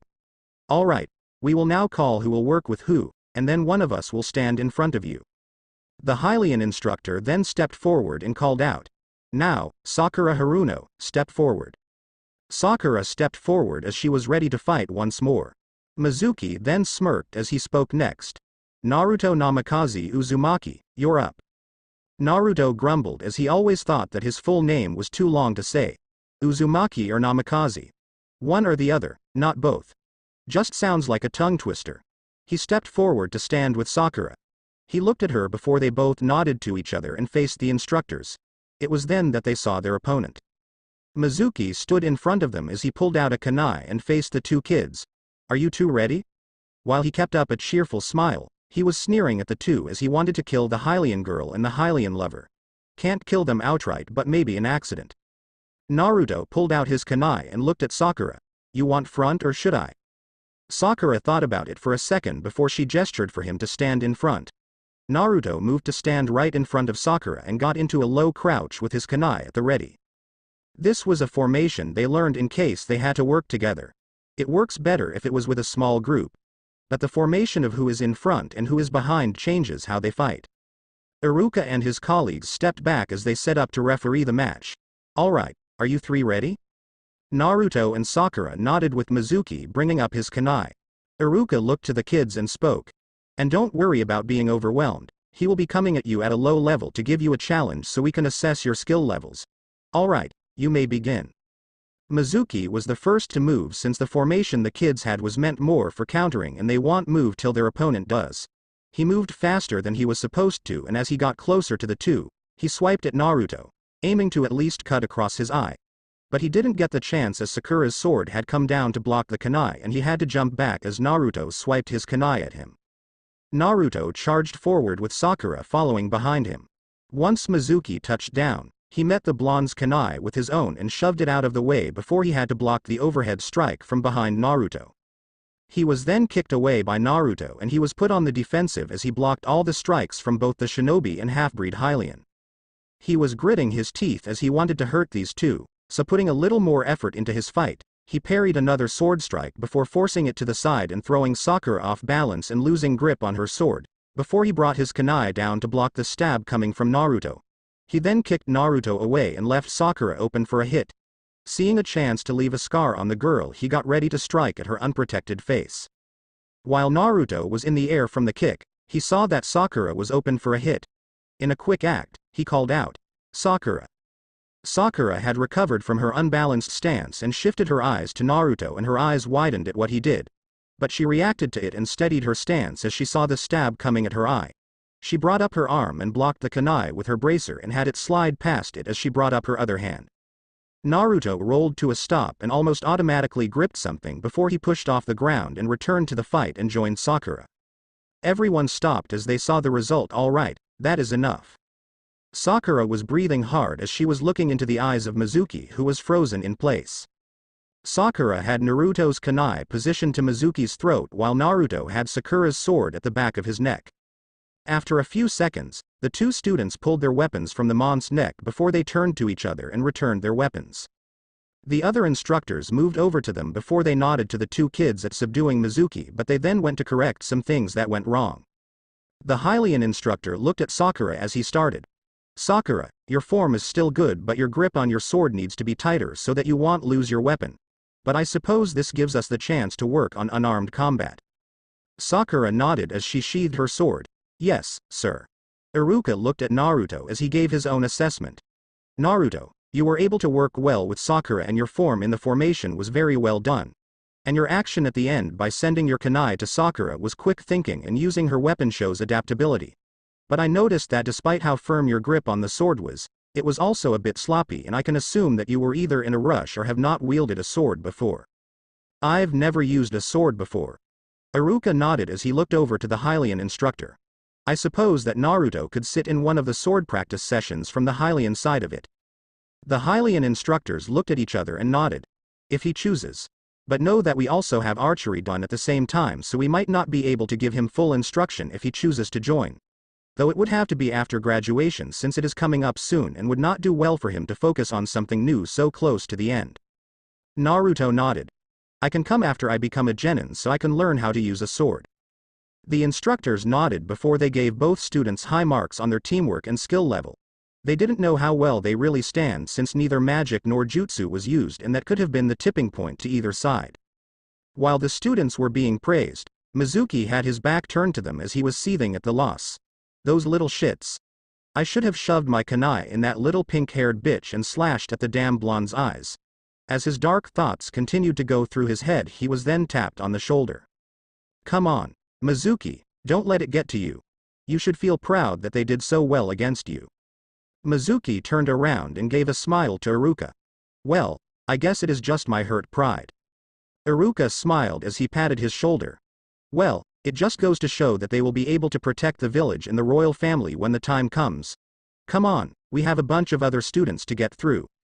Iruka turned to the class, missing the dark scowl on Mizuki's face. Meanwhile, woods around Kokiri village, Link was running up a slanted log till he stopped and turned his upper torso to the left and pulled back on the slingshot. He then let loose as a twig was thrown into the air. He smirked as he saw that he hit the twig and broke it in half. His small victory was cut short as he saw another one in the air and did a quick draw before he let it loose. He continued to do this while jumping around the area. This kept going for a good amount of time till he heard Link. Link looked down from the branch he was on to see Saria waving up at him. "Come on. I think you've had enough fun for now." Link smiled before he nodded and began to climb down the tree to join her. Once he walked down the leaning log and joined Saria, he saw that she was rolling her arm. "Sorry about that." Saria smiled at him before she shook her head. "No, it's fine. I was happy to help you out." Saria's fairy came out and flew in front of his face. "You should be sorry for almost hitting me when we started." Link blew at her to make her flutter in the air. "I did not." He was then tackled in the forehead by the fairy. Saria giggled at the two before she interrupted them. "Now come on, let's go and practice something else."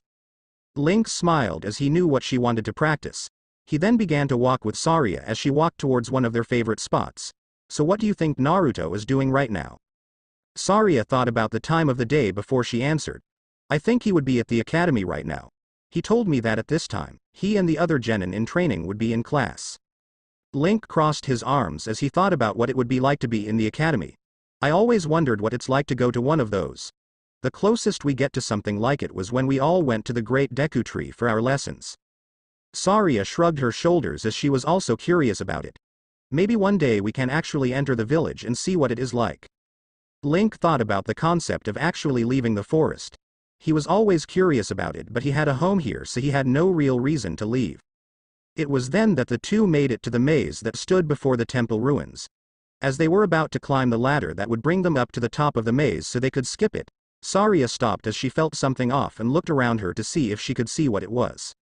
Link made it to the top of the ladder and looked down to see that Saria was still at the bottom. Hey, Saria, something wrong? Saria shook her head before she looked up at Link. It's nothing, Link. She climbed up the ladder to follow Link. After the two made it past the maze, up the stairs, and then down the corridor-like area, they made it to the spot Saria enjoys sitting at. They moved past the stone platform and to the stump before sitting down. Saria reached into her tunic and pulled out her ocarina before she brought it up for Link to take. Link smiled as he took it from her hand and shifted it in his hands. He made sure that he got his fingers to the placement they needed to be before he brought it up to his lips and began to play Saria's song. The two sat there as Saria listened to Link play her song. After a bit, she shifted in her seat so she was behind Link and then leaned back so her back was pressed to his. Link had closed his eyes as he started playing, but he opened them when he felt Saria lean on his back. He continued to play as he knew what this meant. Hey, Link, can I ask you something? Link continued to play the song as he heard Sarai speak. He knew that when Saria did this, she had some heavy thoughts on her mind. Do you think we will always stay together? You, me, and Naruto? She paused as she looked upward into the hazy air that drifts in the tree leaves. Her eyes followed a firefly that flew in the air before she continued. We've been friends for so long that I can't imagine it being any different. What would have happened if we didn't meet, or if we made different friends? Or maybe Naruto never came into the Lost Woods and ended up in our village. She paused as she thought about it and didn't like the way it felt. It's just that I really like having you two in my life. And I just had the thought of what if one of us disappeared? Would the other two go out to find them? Would we leave the village to find them, or what if one of us had to leave? Would the other two follow or stay behind to wait for their return? She took a heavy breath as she brought her hand up to her chest and gripped her tunic lightly. I don't want us to go our separate ways. And, if one of you were to leave, I would follow. I know it is dangerous for us to leave the village, away from the great Deku Tree's protection, but you two are important to me and I won't let you two face any danger alone. She looked over her shoulder as Link continued to play. If I had to go away, would you two follow? Link continued to play with his eyes closed but nodded his answer. It's not a question if we would. Friends don't leave their friends behind. Saria smiled as she saw the nod. She propped one leg up as she wrapped her arms around it and looked up with a smile. I know Naruto would. He would do anything for his friends. She then sighed as this was a heavy subject. Sorry, Link. It's just that recently, I've had this feeling that something is going to happen. I don't know what, but I just wanted to make sure that we would stay together no matter what. She then laughed a bit before she shook her head. Forget it. I am just being silly. Link leaned his head back and bumped hers, which got her to laugh a bit more. Feeling a bit better, she looked up and saw a leaf fall from the tree and reached up to grab it. She then brought it to her lips as she used it to make her own music and joined Link with the song. Unbeknownst to the two, they were being observed by a couple of beings. One closer than they realize. Deku Tree. The elderly tree gave a heavy sigh as he had heard Saria's worries. Young Saria. Such worries should not trouble your mind, and yet, I cannot help but wish that these worries were not founded. His gaze turned to look over the forest as a sense of forbidding came over him. It grows closer and I will do what I must to protect my children. As he said this, a single drop of dew fell from one of his leaves and landed on the ground a dozen feet in front of him. The ground where the drop fell, lit up before fading as if it wasn't there. Navi. From within his tree leaves, a blue fairy came flying down till it floated in front of the great Deku Tree. The time is almost here for you to join your partner. Hide within the Kokiri village, and when a visitor comes and goes, find Link and bring him to me. Navi shimmered her understanding before flying off towards the village. He sighed as he chose to rest for now as his thoughts went to his village. Naruto was pacing back and forth from one side of the main gate to the other. Naruto, please stop pacing and wait patiently. Naruto groaned as he looked at the Hokage who was standing in the middle of the gate. But we have been standing here for the last 40 minutes. Why did you have to call me here so early instead of 15 minutes ago? He trudged over to stand by the old man before crossing his arms. Hiruzen sighed as he looked forward down the road. Naruto, it is better to be early to an appointed meeting than to be late to it, as it gives a better impression to those coming. I had informed them that you would be in attendance at this meeting, as you are the one that will be leading our guest through the woods. And do not forget that there is more than just the Gerudo leader coming, we have. Naruto slumped as he had heard this before. I know, Gigi, I know. You want to make a good impression since we hardly ever interact with them due to the distance between us and them. You want to see if you can re-establish friendly contact with Suna and through this meeting, possibly gain one with the Gerudo since we never met them before. He had heard this all before and he didn't need a reminder. When Gigi talked about politics and the like, Naruto would think that the old man and Iruka were trying to win most boring lecturer in Konoha, and Naruto didn't want to be the judge. Hiruzen sighed before looking back to the road. Just please be patient, and when they arrive, be on your best behavior. Hiruzen knew that the boy didn't like to wait for things to happen, but he also knew that the boy would do his best when asked to do something. Hiruzen was also really glad Naruto agreed to meet sometime before the actual meeting time, since it gave him an excuse to get away from the desk and get a break from the dreaded paperwork. Though if I had to deal with this much paperwork for village affairs, how does the royal family handle going over the paperwork for all the villages under their rule? Naruto didn't know about Hiruzen's inner monologue as he sighed despondently. Alright. Why couldn't Pervy Sage or Tsunade Ba-chan be here? Jiraiya is in the middle of investigating a matter that had been coming to the attention of the other villages. The royal family had asked all of the villages to keep an eye out for some odd happenings out in the fields and roads. On this request, I had sent Jiraiya out to see if he could find anything. So far, he hasn't reported back yet, but I am confident that he will when he has the time. As for Tsunade, she, Dan, and Nawaki are in Clocktown at the moment, as a friend of theirs is opening a bar and wanted them to be there for its opening. Naruto looked up at him questioningly. I thought Dan was trying to get her to quiet. Why are they going to a bar? Hiruzen chuckled. It's not a normal bar, it is a milk bar that only members are allowed to enter, as long as they have proof of membership. Naruto tilted his head as he had never heard of a milk bar before, but one thing he had to ask. How do you prove you're a member? You get a card or something? Hiruzen shook his head before looking away to hide his straining smile. He was doing his best as he remembered seeing Nawaki show off the proof of membership before he slipped it onto Tsunade. If it wasn't for the fact that Nawaki was the one to put it on her, he and Dan would have died the second they opened their mouths to laugh at the sight. He would make sure to always remember the sight of a Tsunade doing her best to smile at Nawaki while a vein was close to exploding, while Nawaki smiled at how his sister was wearing the cow mask. Naruto saw the old man's shoulders shake and wondered what it was he said that got him to shake. Shrugging as it wasn't really important, he looked down the road and waited for the arrival from Suna. Wonder if Nawaki would bring back a souvenir from Clocktown. I heard there was a festival happening sometime next year. Maybe I'll get to go there since I'll be a genin by then. Or maybe even a chunin. For the next few minutes, the two stood there waiting for the sand group, with Naruto adjusting his scarf till he froze in place. As he was standing sideways, his head shot up, and looked down the road. Hiruzen didn't notice Naruto's reaction as he had spotted the envoy coming down the road. Ah, they are here. Naruto either didn't hear him or didn't care as his eyes went over the members of the envoy. 3 of them seemed to be kids, 2 boys and 1 girl, with 2 looking slightly older than him, with the third seeming to be his age. The female looked to be the oldest. She had teal eyes and sandy blonde hair, which was put up into 4 consecutive pigtails. Her outfit consisted of a single light purple-colored, off-the-shoulders garment that extended to halfway down her thighs, with a scarlet sash tied around her waist. Under it she wore fishnet over her shoulders and legs, specifically on her right calf and her left thigh. She also wore her black forehead protector around her neck. The oldest male wore a Bunraku puppeteer's costume, a black, baggy, full bodysuit with a red and yellow circle on the front. It had a black hood that covered his head completely and had cat-like ears, and his hatae ate on his forehead. On his face, he had a purple-colored triangular face paint design. The third, and one closest to his age, had fair skin, green eyes, and short auburn hair. He lacked distinctive pupils or eyebrows, and he had black rings under his eyes that almost looked like they were painted on. On the left side of his forehead was red kanji for the word love, and his hair was parted for it to be visible. He wore a black bodysuit with an open neck, t-shirt-like sleeves, and almost full-length leggings. He wore a white cloth over his right shoulder and the left side of his hips. Over his left shoulder was a wide leather band that went to his right hip with which he carried a sand gourd.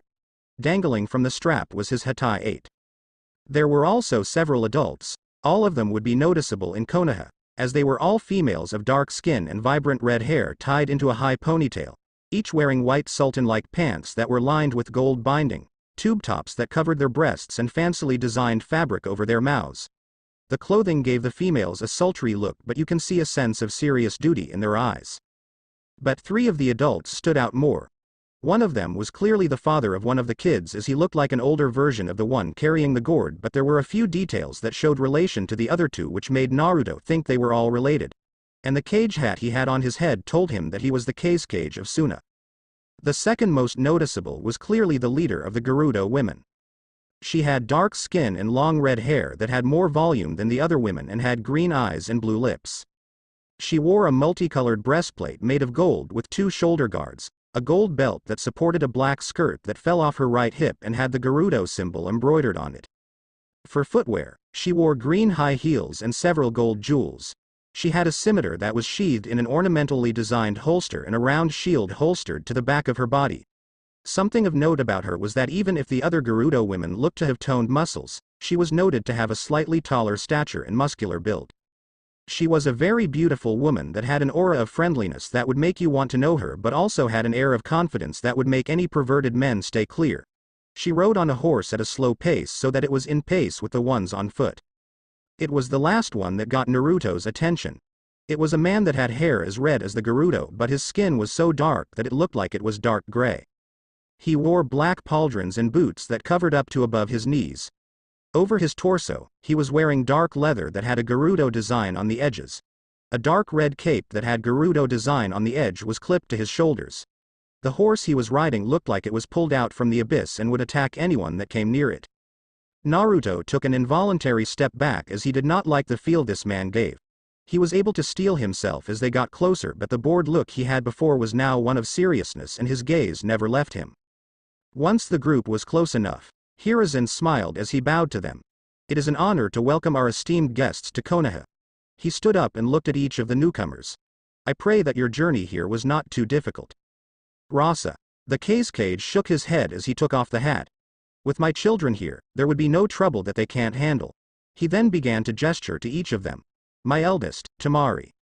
Temari bowed in greeting. "My second, Kankuro."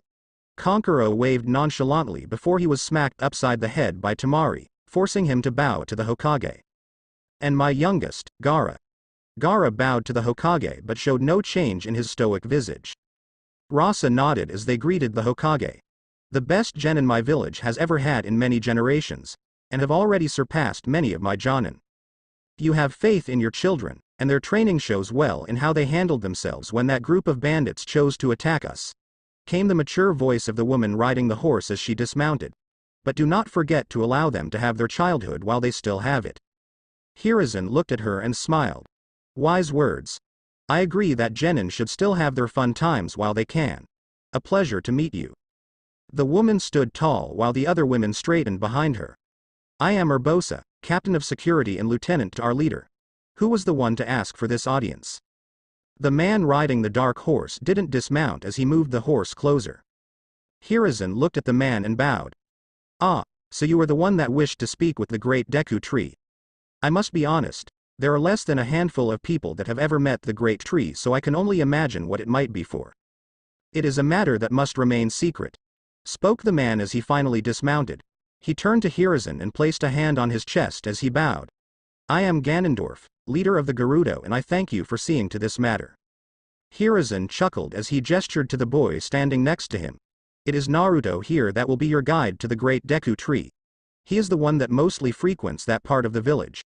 Many others dare not enter due to the dangers that dwell within." The denizens of Suna and Gerudo looked at Naruto, who was doing his best to make eye contact with all of them but kept looking at Ganondorf. Kankuro snickered as he whispered to himself. "This pipsqueak? Doubt he has the guts to go anywhere dangerous." His comment earned him a slap on the back of his head by his sister as she glared at him. Keep your mouth shut. We may be just the escort, but we are still representing our village. Do not insult the guy that is fulfilling our neighbor's request. Come on, Tamari. You gotta admit that he doesn't look like much. Konkoro, said Boy flinched at the monotone voice of his younger brother. He looked at the redhead and began to sweat. Be silent or I will allow mother to handle you.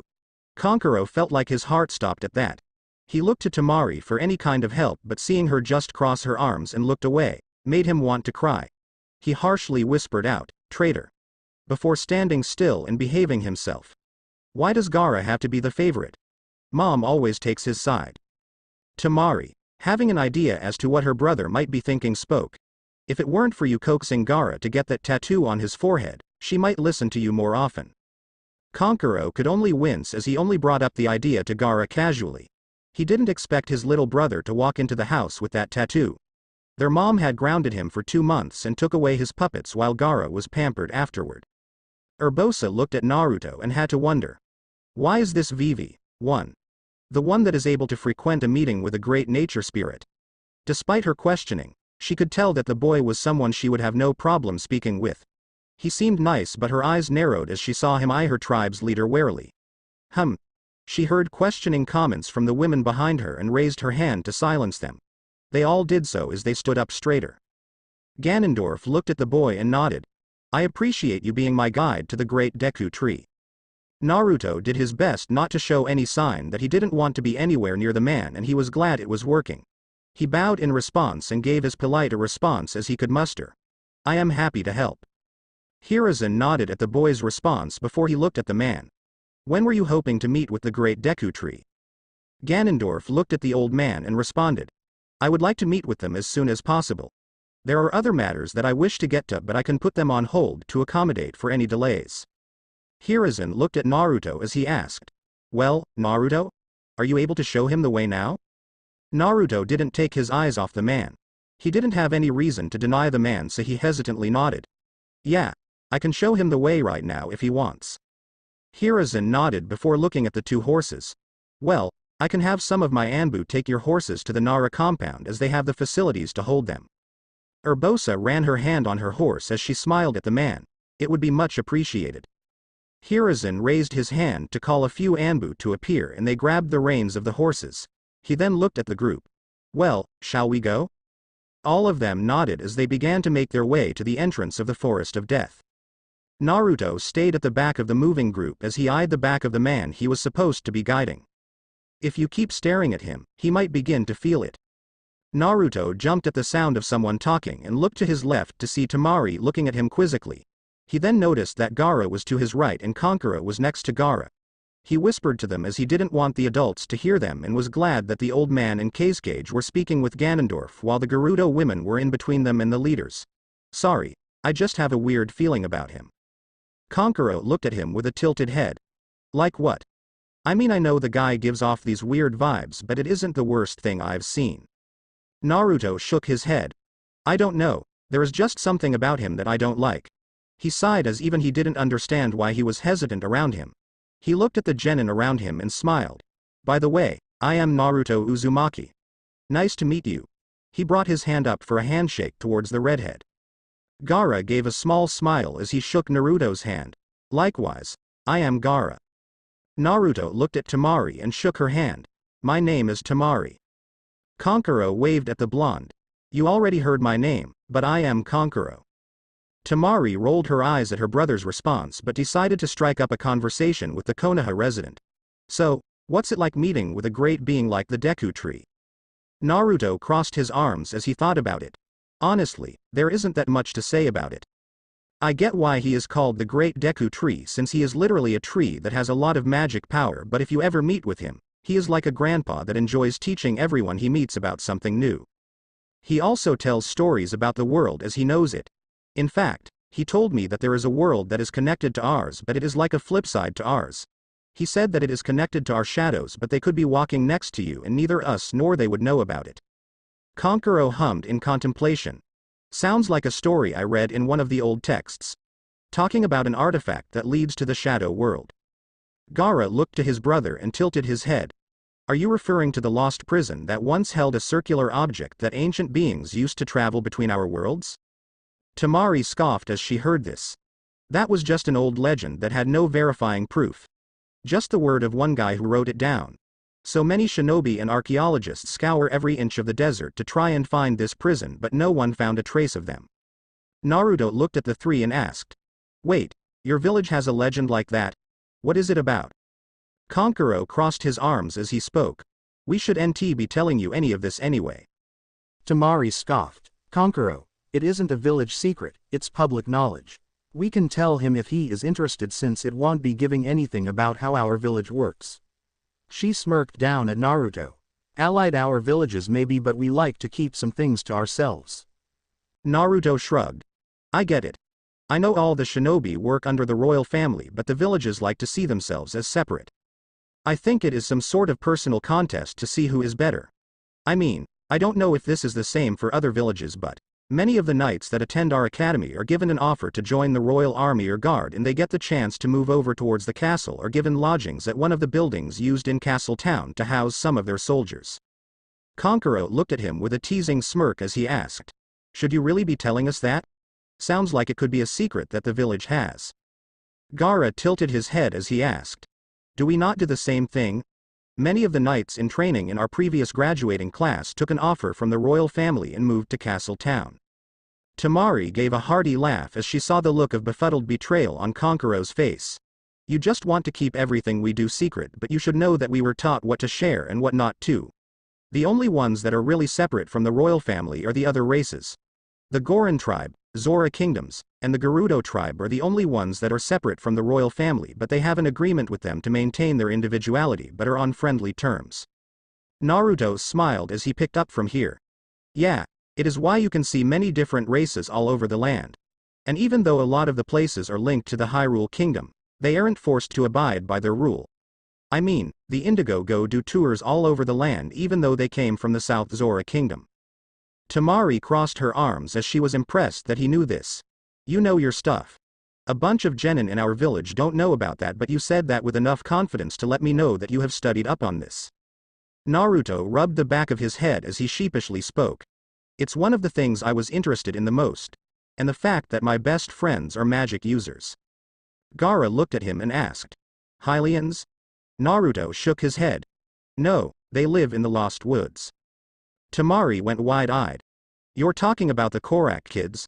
I heard about them, but I always thought it was just a rumor, since the most prominent known fact about the Lost Woods is that no one can go in without getting lost. Actually, I wasn't even sure you would be able to get through to the Great Deku Tree on your own. I thought he would just guide you or something. Naruto shook his head. I just know how to navigate the woods so I don't get lost. Sure, the first few times I got lost, but thanks to a few fairies guiding me, I figured out how to get through. No one else does it though, since more people get lost in there. And the Suna trio looked confused about why he stopped and looked at him to see a look of fear. Gaara asked. What is it? Naruto swallowed as he continued. We know what happens to those that get lost in the Lost Woods. Only because I saw what happened to them. Kankuro grew curious and asked. What happens to them? Naruto took a breath. The adults and some kids turn into stalfos or stalchilds. Living skeletons that attack anyone that come near. I know this because I ran into a few stalfos and saw that they were still wearing their chunin vests, hatai 8, and wielding kunai. I couldn't tell who it used to be since it was just a skeleton, but I know they were from Konoha based on the symbol on the metal plate. Kankuro and Tamari shivered as Gaara closed his eyes at the thought, and they didn't need to think about the Stalchild. They had heard about these monsters and that there is a location in the desert where a good amount of them pop up, but they have never run into them and they didn't know where they came from. Some thought that they were made from magic, using the bones of some animals, since the head of these monsters looks misshapen, but this gave them a new perspective on these monsters. Naruto shook his head and chose to change the topic. So is there anything around Suna that would be worth visiting? Tamari was the first to get out of her morbid thoughts as she gave a grateful smile at the change. Well, as you would probably know, there is the Gerudo village and their Gerudo fortress, though they are separated by a mile or two. There is something odd about the fortress though. It stands at the very edge of a massive sandstorm that doesn't ever end. Many in Suna think it is similar to the Lost Woods since no one can navigate it, but instead of never being seen again, they end up at the gate of the fortress. No matter where they enter the sandstorm, they always end up there, even if they were walking in a straight line. Sounds a little like the Lost Woods. While the kids were having their conversation, which was being heard by some of the Gerudo women as they spoke to each other in hushed tones as they discussed their own thoughts about the similarities, the three leaders and lieutenant were having their own discussion. Hiruzen looked at the Gerudo denizens as he spoke. I hope you don't find it too intrusive, but I would very much like to know more about the Gerudo tribe. Much of what we know is from word of mouth, as we have not had many of our shinobi or knights travel towards your corner of the world. Ganondorf was focused on the road in front of him, but he shifted his gaze to him. Thinking it over, his gaze turned to Urbosa, who stood between the two, and nodded. Urbosa chose to speak up as she heard the silent command from her tribe leader. Despite how many believe that the desert is desolate and void of anything living, it is host to many tropical foods and rich in mineral deposits. The creatures that call it home can be harsh, and we have our own monsters that cause problems. We are a thriving community. Rasa chuckled as he picked up from here. Yes, common misconception from those who travel to our desert. But once they see the oasis that can be found in many different locations, they change their opinion. Urbosa smiled at that before she looked up at the sky. Though for us, it does take some time to get used to the cooler air. Hiruzen chuckled at that. I can imagine that we would have similar thoughts if we were to go to your village. Urbosa gave a wry smile as she looked at him. Oh, I am sure, but those that live in the village or fortress won't ever find out, as we don't allow vows on our grounds. Hiruzen raised an eyebrow. Vows? Rasa spoke up to clarify. It is what the Gerudo women call any male. They are a tribe strictly of women, and they do not allow any male onto their grounds. They won't even let us shinobi in, so when we need to do business with them, we only send our kunoichi. Hiruzen then looked to Ganondorf. And what of their leader? He directed this inquiry at the man, but either he didn't notice it or did not care. It was one of the Gerudo women behind them that spoke. In our tribe, only females are ever born. Yet a long-lasting tradition is that if a male should ever be born from us, he is to become the leader of the Gerudo. Hiruzen nodded as he now understood a bit more about the way Gerudo lived. Must be quite the responsibility. Urbosa looked over to Ganondorf. He seems to be doing a fine job.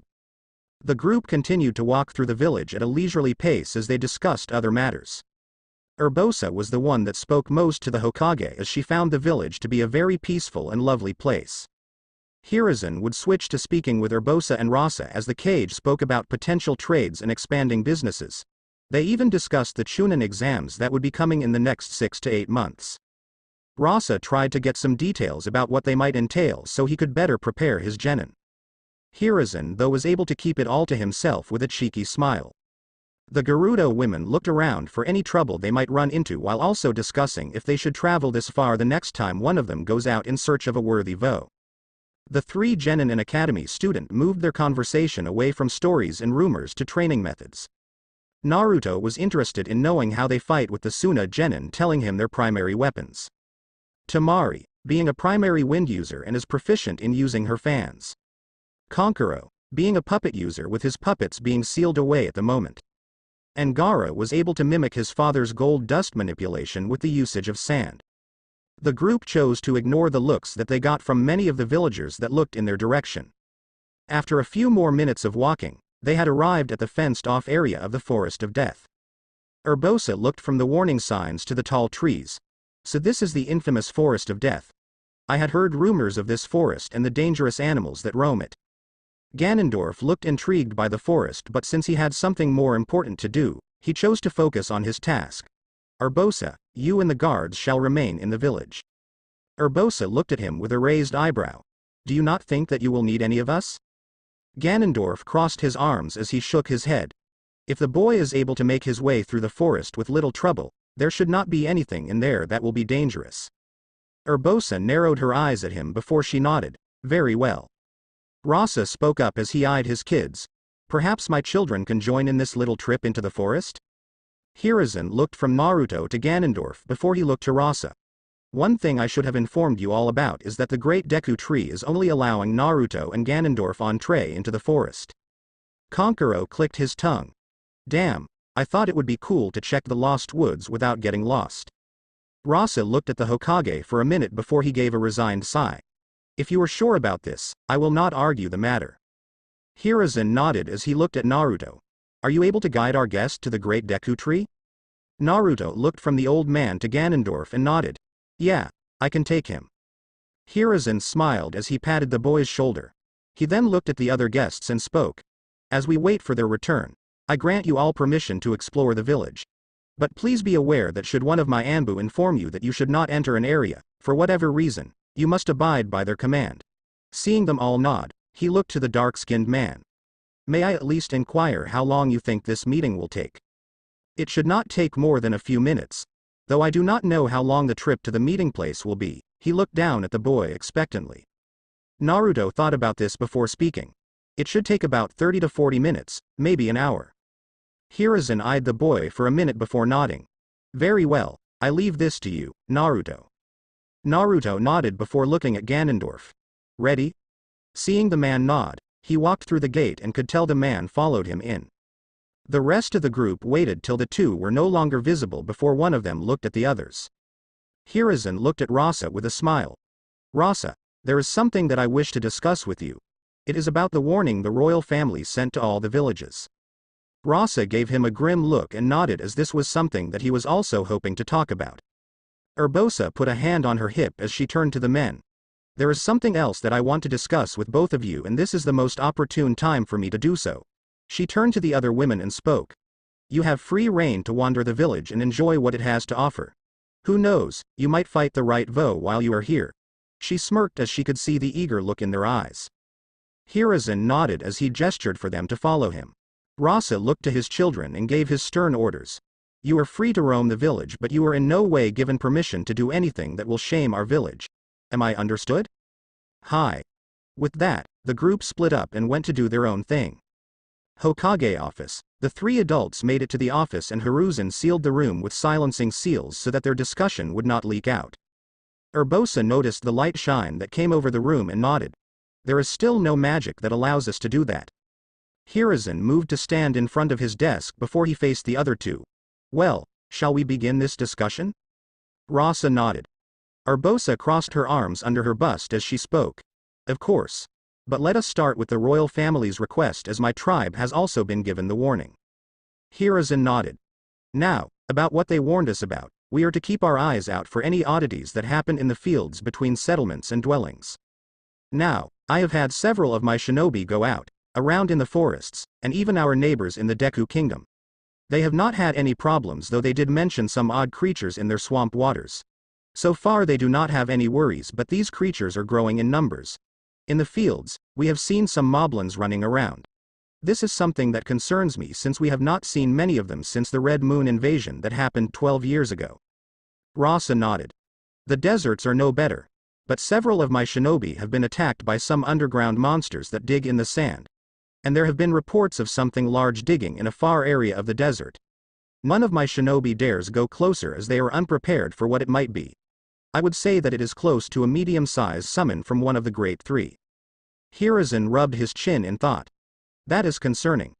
Monster sightings are not uncommon, but the frequency of them is growing ever so much. Urbosa nodded. My warriors have noted that as well. Our fortress had been attacked by moblins and bokoblins. Not enough to cause any sort of damage, but they were never this brave to attack such a place. We even had an attack at one of the small settlements close to the ravine that leads out to the sea.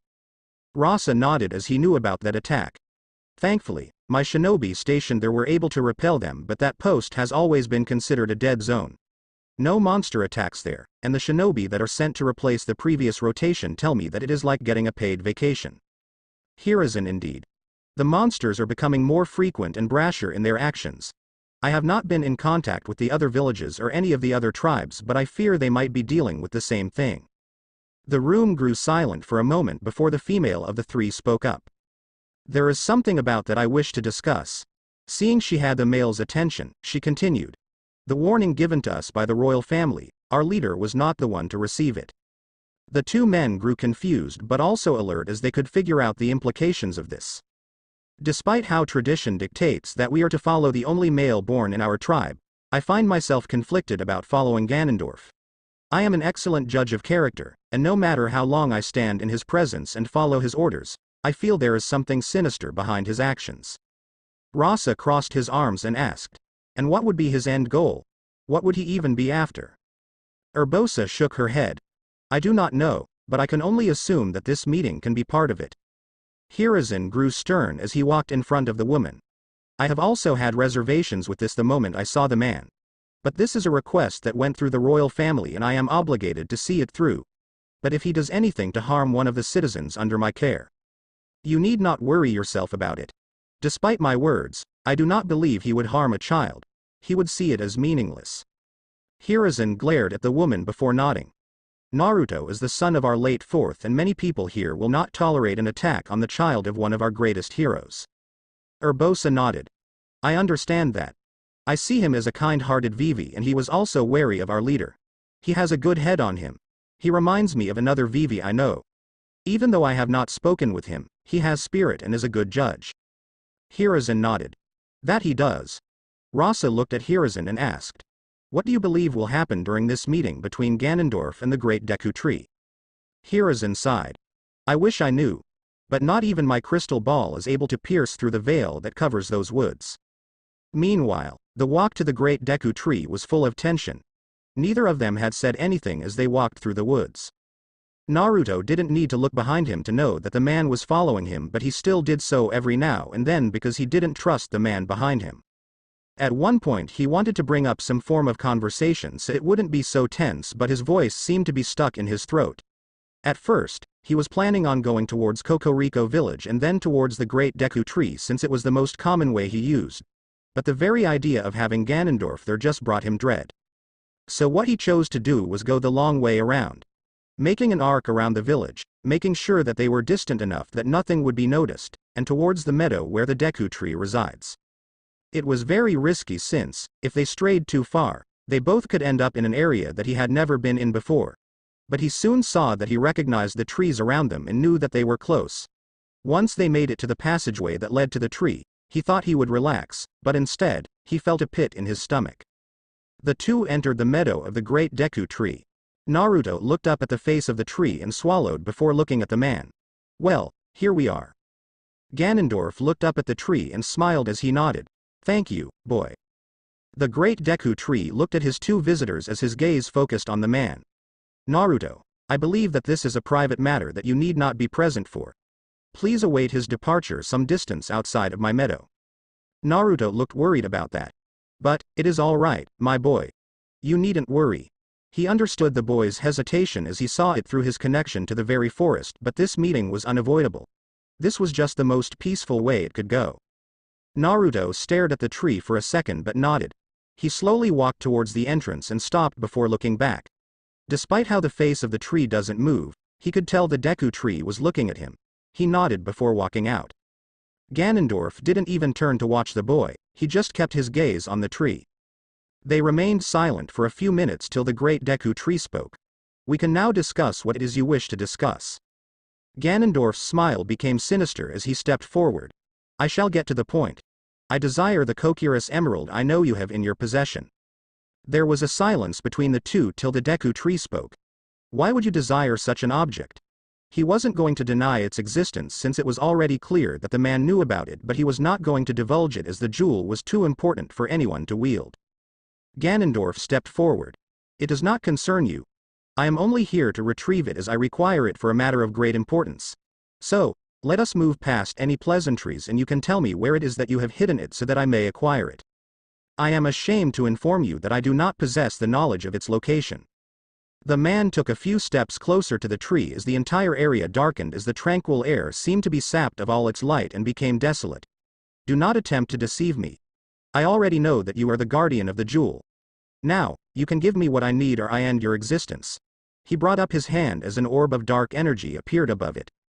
Without a hint of fear, the Great Deku Tree spoke. So sure that I would grant someone with such a dark heart the location of a sacred artifact.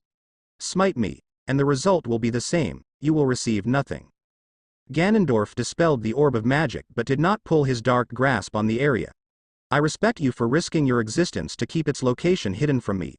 But are you willing to risk the life of the very boy that brought me here? He smirked as he knew that the tree spirit cared for the boy as the tree waited for the boy to be far enough away to avoid this little confrontation. The great Deku Tree knew the man would follow up on this threat as he could sense the evil from the man. He would not hesitate to kill Naruto if he thought it would force him to falter. But without hesitation, he countered. You are in the middle of the boy's village. Leave without him anywhere in sight and you will have the entirety of their shinobi and knight forces upon you before you even have the chance to flee. He was internally grateful to Naruto for taking this man directly to him and away from the Kokiri village. Naruto may be protected by this threat but his children are not. If the man did not know about the children, then they are safe. The two were at a stalemate as they stared at each other. It was then that Ganondorf chuckled for a second before he laughed. Ha ha ha ha, I commend you for that counter. I must admit that I would not be able to escape with the whole village after me. Killing one of their own would not be beneficial to me, even if I was able to leave without a fight. Abandon your folly quest. There are powers you have no hope to compete with. Oh, I know about the guardians that protect the jewels. Though I do not know about their powers, I know they protect them from those unworthy of them. Then why do you believe that you would ever gain these jewels? Ganondorf smirked as his hand gained an aura of shadows. Let me show you. Almost in an instant, he was directly in front of the tree before he shoved his hand into the wood of the tree. HRRRMM. I learned enough and my powers can affect them. Despite how I won't be able to use it on the Guardian, it should have a different effect on something like you. He ripped his hand out of the wood and stepped back. That curse will slowly kill you from the inside out. I will not be here to hear you take your final breath but I doubt you will interfere with my search upon my return. He spun on his feet and walked away from the tree.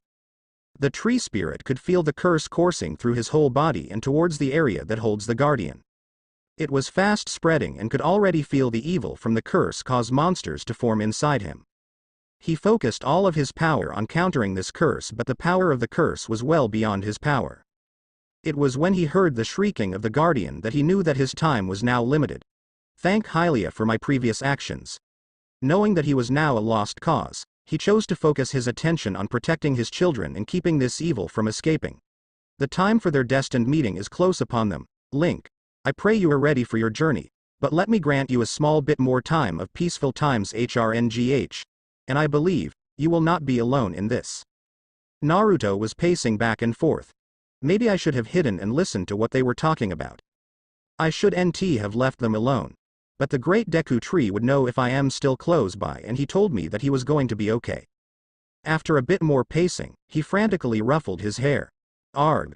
I should have stayed and to make sure that guy didn't do anything. He stopped his pacing and spun towards the direction of the meadow. That's it, I am going back. After taking a few steps he stopped. But he said he would be fine and I don't want him to be mad at me. He turned around to go back to the spot he was at before he turned back. But I don't trust that man so I am going to make sure he is fine. He took 3 steps before he turned back. But he is strong so I don't have to worry. This kept going for another few minutes till he gave up and sat on a stumpuck. Where's Saria and her music when you need it? He sat there for a while till he grabbed a leaf out of the air and spun it in his fingers before he remembered something Saria taught him. He pressed the leaf to his lips and tried playing a tune with the leaf. He wasn't as good as Saria or even Link but he can still play. He laid on his back as he played and he enjoyed the tranquility of the forest. As he played, he noticed that the color of the leaves seemed to dim a bit and he raised an eyebrow at it. As he stopped playing, he heard footsteps and turned his head to see the man walking his way. Led me back to the village, boy. My business here is done. Naruto could tell that Ganondorf was not in a good mood but if he was going to leave, Naruto was not going to argue. He hopped to his feet and nodded as he began to lead the man out of the forest, going the same path while also making a mental note to ask the great Deku Tree what they talked about. Where am I? Darkness was all he could see. It was like the light of the world was just gone. He had a feeling that the sun was out, that the blue sky was just above him, that the grass under his feet was vast. Yet, he couldn't see any of it. But it wasn't just that made him feel uneasy. It was what he could hear as well. The scattering sound seemed to be the only thing that could be heard no matter how far he walked. He couldn't hear the sound of birds, he couldn't hear the sound of the wind, he couldn't hear his footsteps on the wet grass under his feet, he couldn't even hear the sound of his breathing. He continued to walk as he felt that he needed to arrive at his destination but with how little he could see, he wasn't sure if he was actually getting any closer. But where am I going? He continued to walk for what felt like hours, yet he was sure it hadn't even been minutes. time didn't seem to travel right. He suddenly stopped walking, yet still, nothing was visible except for the small patch of wet grass 5 feet in diameter around him. It was then that the following thunder crash was followed by the sound of clopping. He looked around to try and find where it was coming from. Hello? Is someone there? The clopping was getting closer, but he still couldn't see anything. The clopping soon began to echo all around him, so much so that it almost hurt his ears. Then silence. It was even more unnerving now that the sound of the rain was gone. He then saw something in the darkness. It was shapeless and almost seemed darker than the dark itself. It was like the spot was warping with something sinister, something that he felt was looking right back at him. He felt sweat run down his neck as he took a step back. He didn't know who it was or what it was, but he knew that he didn't want to be in the presence of it. Suddenly, fire lit up all around him and he covered his face from the heat. He peeked between his arms to see what the figure was now that there was a light source, yet he still couldn't see it. It was like the darkness was consuming the light from the fire, keeping it all in the shadows. He then heard running coming from behind him and he turned to see who it was. But as he turned, the ones running swooshed past him, towards the evil figure. He only caught a flash of something as they ran past. A flash of orange, green, pink, and yellow. No, wait. Stop. Then nothing but the evil was left. He threw off his covers as he awoke from his nightmare. What was going on? Where was I and who was that figure in the darkness? He wiped his face free of the sweat that he got from the night and got off his bed. He stood up and looked around to see that he was in his home. He took a few deep breaths to calm himself. Hey, Link. Link jumped at the shout before he walked out the door to see Saria waving him down. Hurry up. We need to meet Naruto soon. Link then remembered what they were doing today and nodded back. Give me a minute. He ran back into his house so he could get cleaned up from the sweat and into a new change of clothes.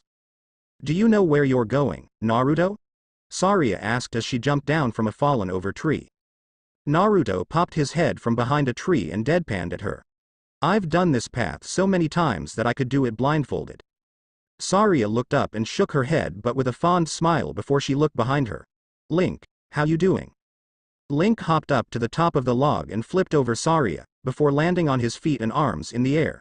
Ta-da! Naruto and Saria smiled at Link before clapping. Saria smiled before she moved up to him. She then put her hands on his shoulders and spun him around before pushing him forward. Now, enough showing off, and let's get going. Link stumbled at the pushing but was able to stay on his feet. Naruto stood there as he watched Saria push Link past him. He smiled as Saria kept going and waited for it. After Saria made it 10 feet away from Naruto, she paused and looked back at Naruto with an embarrassed smile and a flush of pink on her cheeks. Which way? Naruto fell to the ground laughing as Link chuckled. Saria puffed out her cheeks, crossed her arms, and turned her head with a huff. After a minute, Naruto got up, letting out a few more chuckles. I am surprised you hadn't asked your fairy to show you the way. You send her out to get me every time I am late for something. Saria sighed before she shook her head. She won't tell me. It was then that Saria's fairy came out from her tunic. Naruto is your guide today, and he knows the village better than I do. I just know the way from the forest entrance to his apartment. Saria blinked as her fairy seemed a bit frantic. Like she was worried about something. But if it was something important, her fairy would tell her. She nodded towards her fairy as she also had to agree with what she said. Saria only ever sent her fairy to get Naruto, not explore. Naruto also thought that it was weird how Saria's fairy was really pushy about it, but he didn't put much thought into it. Maybe she just really wants Saria to see the village. He turned back in the direction they were heading but paused as he heard something in the forest. Looking off past the trees, he narrowed his eyes to see if there was anything there. He didn't know why, but something felt off about the forest. Not seeing anything, he shook off the feeling and smiled as he moved to stand next to the two Kokiri denizens before he gestured for them to follow. Come on, we still have some travel left. Naruto was glad that the great Deku tree gave his permission to allow Saria and Link to join him on this. In fact, the tree almost seemed insistent about it. The three continued to walk through the forest for another 30 minutes as Link and Saria followed Naruto. Naruto then smiled as he jumped over a boulder before stopping at a metal fence. Well, guys, we're here. Link and Saria walked forward and had to cover their eyes as the bright sun pierced through the tree leaves. Once they opened their eyes, they saw the village that surrounded the forest. Their own little village was hidden within. Naruto looked back with his village behind him. Welcome to Konoha, the village hidden in the leaves. Link walked up to Naruto and playfully shoved him. You planned that introduction to it, didn't you? With the whole village behind you, the sun shining and all that. Naruto gave a cheeky smile as he rubbed the back of his head. Heh heh, maybe. Saria smiled at the antics of her friend. She walked forward and looked at the village they had never seen before. It's huge. She compared her own village to Naruto's and there was no comparison. Despite how big her village was and how magic had allowed it to remain within the Lost Woods, Naruto's village looked so much bigger. Naruto nodded as he grabbed Saria by the arm before doing the same with Link and threw his arms around their shoulders and smiled. Well, here we are and now I get to show you my home. Saria's fairy came out from her tunic and spun around the three. Well, let's go. There are a lot of things to see. Naruto looked up at the fairy and smiled. She's right, let's go. He began to drag the two towards the village. Saria and Link continued to look around them as they walked the village streets. Their entire lives they haven't seen any other type of being that lived in the lands. They had heard stories of the Goron, Zora, Hylians, Ruto, Gerudo, humans, and even some of the more mysterious people, like Tweely and Deku shrubs, but this was the first time they could see at least some of them. Naruto was the only human they have seen, but he wasn't that much different from them. The only difference was his clothing and ear shapes.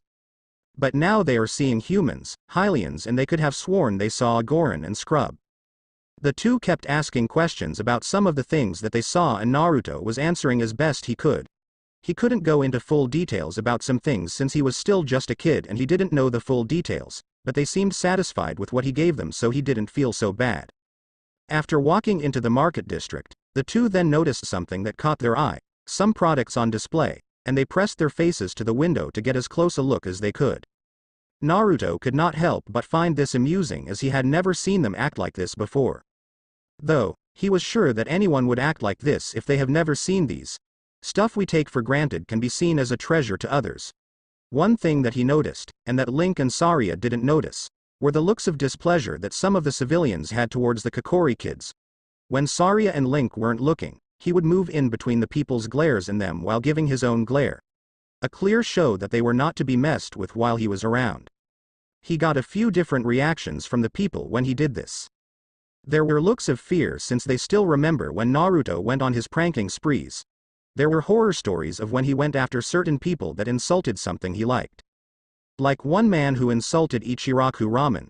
Said man became a loyal customer after that and Tucci and Ayame were grateful for his patronage. It didn't even take long to get the man to do this. Only 2 weeks of non-stop pranks and a week after just causing things to fall off the shelf in the random flyer for the restaurant placed here and there. The man was almost vibrating in fear when he walked into the establishment after that last week. Moral of the story. Don't insult anything Naruto likes in his presence if you want to keep your sanity. Hey, Naruto? Naruto turned around when he heard Link's voice. To see him and Saria looking at another window. Link was pointing at some of the items on display and asked. Are these the ninja tools you told us about? They look like what you described before. Saria eyed the weapons that were laid out while also trying to figure out what the letters said. The labels weren't in the Hylian language. She didn't know the language used, which was odd since the most common language used was the Hylian alphabet. Hey, Naruto, can you read this? Naruto looked at Saria and walked up beside her to see what she meant. He narrowed his eyes as he nodded. Yeah, it's the secondary language of chakra users. Iruka once talked about it during one of his lectures. They made it a long time ago during the war between magic and chakra users, before the royal family was established. The chakra users wanted a set of writing that the magic users wouldn't be able to decipher, so they made this writing for messages to be sent out to other camps.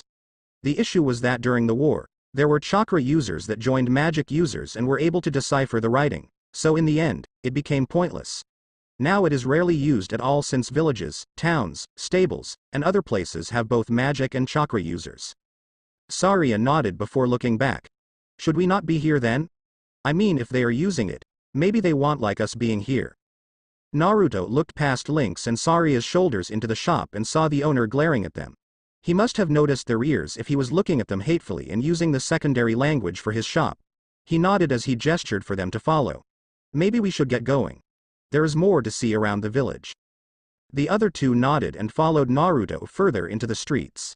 Naruto made a mental note of informing the Hokage about this store and the clear disrespect the man had for magic users. He also mentally marked this store to be the target of his next pranking exploits. A month-long punishment should be enough. Sniff sniff this way. Naruto and Saria could only deadpan at Link as he was sniffing the air and leading them somewhere. Saria could only shake her head as she still didn't understand how Link could find food when he was hungry, and it only seemed to be when he is hungry. Any other time, he is like any normal Kokiri, but when he is hungry, he has a nose for anything edible, and she had no idea how he did it. Naruto was the same as Saria about this, but he just chalked it up to one of Link's quirks, and he didn't feel the need to stop Link from leading them since he knew where Link was going. There is no way he wouldn't know. Link turned the corner and pointed ahead. There. Saria and Naruto moved to stand next to Link and saw what he was pointing at. Saria finally caught the scent that she was sure Link was following. She had to admit that the aroma was very tantalizing. The very smell was making her stomach rumble and she blushed as it was loud enough to be heard. Link and Naruto chuckled at Saria's blushing face before they made their way to where Link was leading them. Hey, Ayame, Tucci. We got some newcomers here. Out from the back, the two ramen chefs came out and smiled at the sight of their favorite customer. But they were surprised to see his companions. At first, they just assumed that they were other Hylian children but they had never seen their style of clothing. Ayame looked back to Naruto. Hello, Naruto, who are your friends? Naruto gestured to the two with him. These are my friends from the Kokiri village. He gestured to the male. This is Link, he then gestured to the female. And this is Saria. Ayame's eyes grew a bit wider. Wow, they are from the village hidden in the forest of death. I never thought that any of them would come out of the forest. Naruto nodded as he wrapped his arms around the two's shoulders. Well, I wanted to show them my home since I have been going to theirs for so long. He then moved them to the counter seats and they jumped up to sit down. Naruto was glad that he remained silent during this little side trip. They had walked by several restaurants and food stalls as Link followed his nose, and he did know why. Ichiraku Ramen had a method of bringing in customers. They had a vent that allowed the smell of their food to be sent out into the street behind the stand, and into the air. It allowed the passerby to catch a whiff of it and if they have any sort of hunger, they would want to have their food. The power of the smell at times drowned out the smell from other restaurants. It was most likely the reason that Link walked past everything else and came here. Naruto always said the Ichiraku duo were evil geniuses for their little tactic. Not that he minded. Naruto smiled at Ayame as he figured that he should order for the other two. Link will have the chicken ramen with an extra helping of chicken, and Saria will have the miso. For me, I'll have the beef ramen. Ayame smiled before nodding. Coming right up. She then moved back to the kitchen to give the order to her dad so they could make the meal. Saria, who was sitting on Naruto's right, looked at him. You know this place? Naruto nodded. Yeah, I come here all the time. It's one of my favorite places to eat. Saria turned her gaze past Naruto and onto Link. Did you two plan this? Link shook his head rapidly and brought his hands up in surrender. No, I had no idea about this place. Naruto chuckled as he patted Saria on the shoulder. He's telling the truth, it was just a coincidence that he came here while walking past other restaurants. Link turned his torso to look out of the stand to see if he could find the other ones he skipped. After another few minutes, Ayame came carrying a tray with the bowls. She placed Link's, Saria's, and then Naruto's. One thing Saria noticed was that Naruto was using two sticks while they were using utensils. She thought about it till she remembered that many of the chakra users use chopsticks, while Hylian-type magic users use utensils. Link had already begun to eat his meal and could not help but find it tasty. Saria saw that Naruto was eating with just as much gusto and she almost thought that they were trying to see who would finish first. She shook her head with a soft smile at the antics of her boys. She chose to eat at a slower pace. This is really good. The trio moved from the streets to the more nature-focused areas. It was as they were enjoying the scenic view that they heard some grunting and clanging. Curious, they went to see what it was. They pushed away a bush to come across a fight scene. Link and Saria were worried about what the fight was for, but Naruto patted their shoulders as he smiled at them. Naruto gestured his head to the fighters and spoke. It isn't a real fight. They are sparring, fighting practice. Link tilted his head before asking. Do you know who they are? Naruto nodded. Yeah, they are my classmates, Ino and Sakura. Said classmates were so focused on their spar that they didn't realize they gained an audience. Sakura was on the offensive as she gave a flurry of swings at Ino, who was deflecting the sword with her kunai. Now, many would think that the sword would win out against the kunai. However, kunai are made to be durable so they can handle the sign of a sword the size of a full-grown man.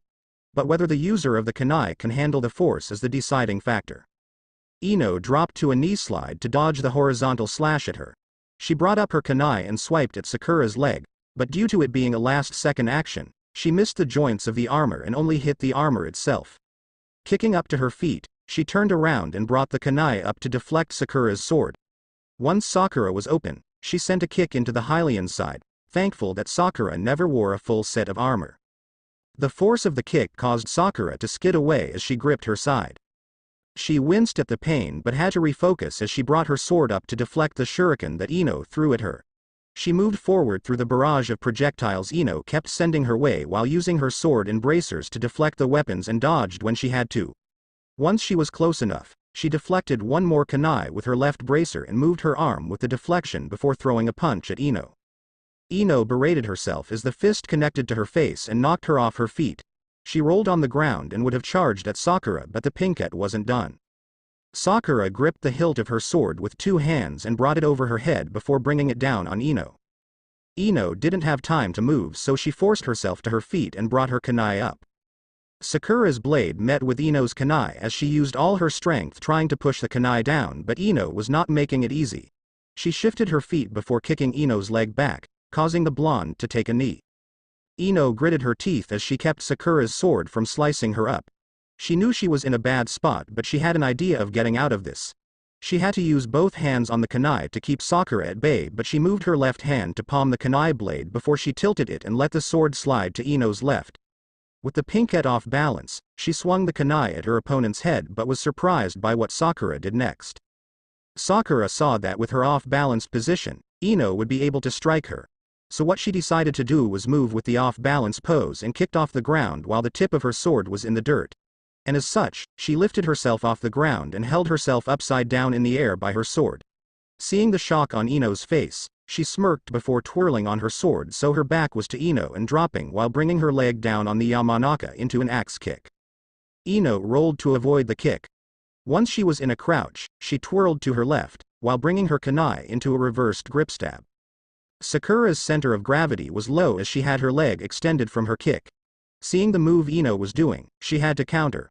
With the sword still in the dirt but in her right hand, and Ino to her left, she shifted her torso and pulled the sword out of the ground, and swung it. Link and Saria were wide-eyed at the sight and almost turned away at this last attack from both of them. Ino had her kunai pointed at Sakura's eye, close to piercing it. Sakura had her sword at Ino's neck, close enough to draw blood. Both sweating and trying to steady their breathing as they kept eye contact. After a few seconds, they smiled and got out of their uncomfortable position. Ino used her arm to wipe away the sweat from her forehead. I guess it's another draw. Sakura gripped her right shoulder as she shook her head. No, you win this one. I didn't put as much strength in that last swing, so the best that would have come out of it would be a cut neck. Not sure if it would have been deep enough to be considered lethal. While you had your kunai aimed at my eye, which would have finished me off. Not only that, my shoulder is dislocated, so I would have been a target after the fight. She looked at her right arm, which hung loosely at her side while still holding the sword. She flinched in pain as she felt Ino grip her shoulder. Grit your teeth, this is going to hurt. Seeing Sakura nod, she focused on the shoulder and tightened her grip before. RRRGGGHHH. Sakura groaned in pain as her arm was placed back into position. She rotated her arm as she nodded to her friend. Thanks, Ino. She then sheathed her sword. That was an intense spar, you two. Both Hylian Knight and Kunoichi turned to where the voice came from to see Naruto walking up to them with two others. Ino waved to them. Hey, Naruto, what are you doing here? Naruto gestured to the two with him and spoke. I am giving them a tour of our village since they had only heard stories about it. This is Link and Saria. The two Kokiri children waved respectively at the two sparring girls before the female of the duo walked up. Saria moved to Ino and took the blonde's hand, are you okay? Ino looked at her palm and saw it bleeding. Oh, that must have been when I palmed my kunai. Sakura winced at the sight before she looked at her shoulder to see that there was a bloody handprint on her pauldron. Saria reached into a pouch she had on her hip before taking out a piece of cloth, a roll of bandages, and a vial of some green substance. Let me take care of that. She wiped away the blood to get it as clean as possible before she uncorked the vial and reached in with 2 fingers to take some of the contents out. She then applied it to the cut. Ino shivered since the stuff felt gooey, but she wasn't going to say something rude. Sakura walked up to them and asked, "What is that? I've never seen any healing item like that before." Saria smiled as she continued what she was doing. "It is a salve that, from what Naruto has told me, is only made in Kokiri village, since the materials to make it can only be found in the Lost Woods." Ino looked up at the green-haired girl. "Wait, you're from Kokiri village?" Her gaze kept going back and forth between Saria and Link. Sakura was just as shocked as she moved to Link and leaned in. "Wow, I thought you would look different from Hylians, like little people made of wood and leaves like the Deku tribe, but you look just like us Hylians." Link leaned away at the sudden closeness from the girl. He wasn't sure why the girl was so close, but he was sure he was blushing. Saria took her eyes off Ino's hand to look over her shoulder at Link and chuckled at it. Using the connection that she had with her fairy, she brought her out, which got a startled gasp from Ino, which got Sakura's attention, who became awed by the sight of a fairy. This is one of the things that distinguishes us from Hylians. Sakura's eyes followed the fairy as she flew around Saria's head. Wow, never thought I would see one. Link sighed in relief now that Sakura wasn't so close. He moved to stand next to Naruto, but he got curious about something the pink-haired girl said. What kind of stories did you hear about us?" Sakura was brought out of her awe at the sight of the fairy, and she shook her head before thinking about what she knew. "I heard that the ones that live under the protection of the great Deku tree were little people that never left the forest. That they live as part of the forest itself and never come out. Forest folk, or something like that." Saria finished wrapping Ino's hand before she put her stuff back into her pouch. Getting thanks from Ino, she moved to Link's side and mouthed out, "Little people?" Link shrugged as he had no idea why they were considered little people. Naruto imagined what Sakura had told them and could not help but think that the description she gave was cute and weird. He chuckled as he imagined Link and Saria as tiny wood creatures with leaves over their face and them hopping around to get anywhere. "Well, sorry if that ruins your idea of what they looked like, and sorry for dropping in on your sparring." Sakura shook her head. "No, it's fine. We were finished with it anyway." She moved to a pack she had leaning on one of the trees before stopping and looking at Naruto. "Mind if we join you? We didn't have anything planned after this." Ino turned to Sakura as she put her hands on her hips. "Who says? How do you know I didn't have anything to do after this?" Sakura turned her body to give Ino a cheeky smirk. Ino met the smirk with a glare before she huffed and crossed her arms. "All right, fine, I didn't have anything planned." The others laughed while Ino pouted. Naruto looked to Saria and Link before asking, "Well, it's up to you guys." Link and Saria looked at each other before shrugging and Link answering, "Sure, it's fine." Sakura picked up her satchel before smiling at them. "Oh, by the way, I am Sakura Haruno." Ino stood next to Sakura. "And I am Ino Yamanaka. I am Link," said boy smiled. "I am Saria." Saria gave a small wave as her fairy flew around her head. "And this is my fairy." "Hi." Ino tilted her head as she asked, "Doesn't your fairy have a name?" Mentioned fairy glowed brighter as if angry. "Of course I have a name." Saria gave a soft smile at her fairy as she held our hands, letting the fairy land in them. She brought the fairy close as she looked at Ino. "All personal fairies have a name, but they don't tell anyone other than their partner. It's something precious to them." Ino brought her hands up in surrender. "Sorry." Sakura tightened her satchel before looking at the others. "Okay. Well, I have to head to the academy to pick up and drop off this sword. I borrowed it from the academy since my last personal sword shattered a few days ago." Naruto looked shocked at the news. "Whoa, what happened?" Sakura blinked at the shock before she softly chuckled. "Oh, nothing bad. It was just a simple iron sword that I got from my savings of rupees. It lasted a few years, so I can say it was a good sword, but it makes sense that it would break at some point." Link was impressed that a sword lasted so long. He may have pretended he had a sword when he was playing with his friends, but he never held one, but he did know that a sword can break after so much use. Are you going to get a new one? Sakura nodded as the group began to make their way toward the academy, already silently agreeing to her request. At some point, but I don't have the rupees for it. I want to get a good sword and I am thinking of personalizing it. Something that suits me. Ino brought her hand up as she gave a suggestion. What about Ryo? You can exchange any Ryo you have for rupees and that can help in paying for it. Sakura shook her head. My family doesn't have any Ryo. All the money we get are in rupees, and even if we had any, I don't think it would help since I did say I want to get a personal sword. And those are not cheap.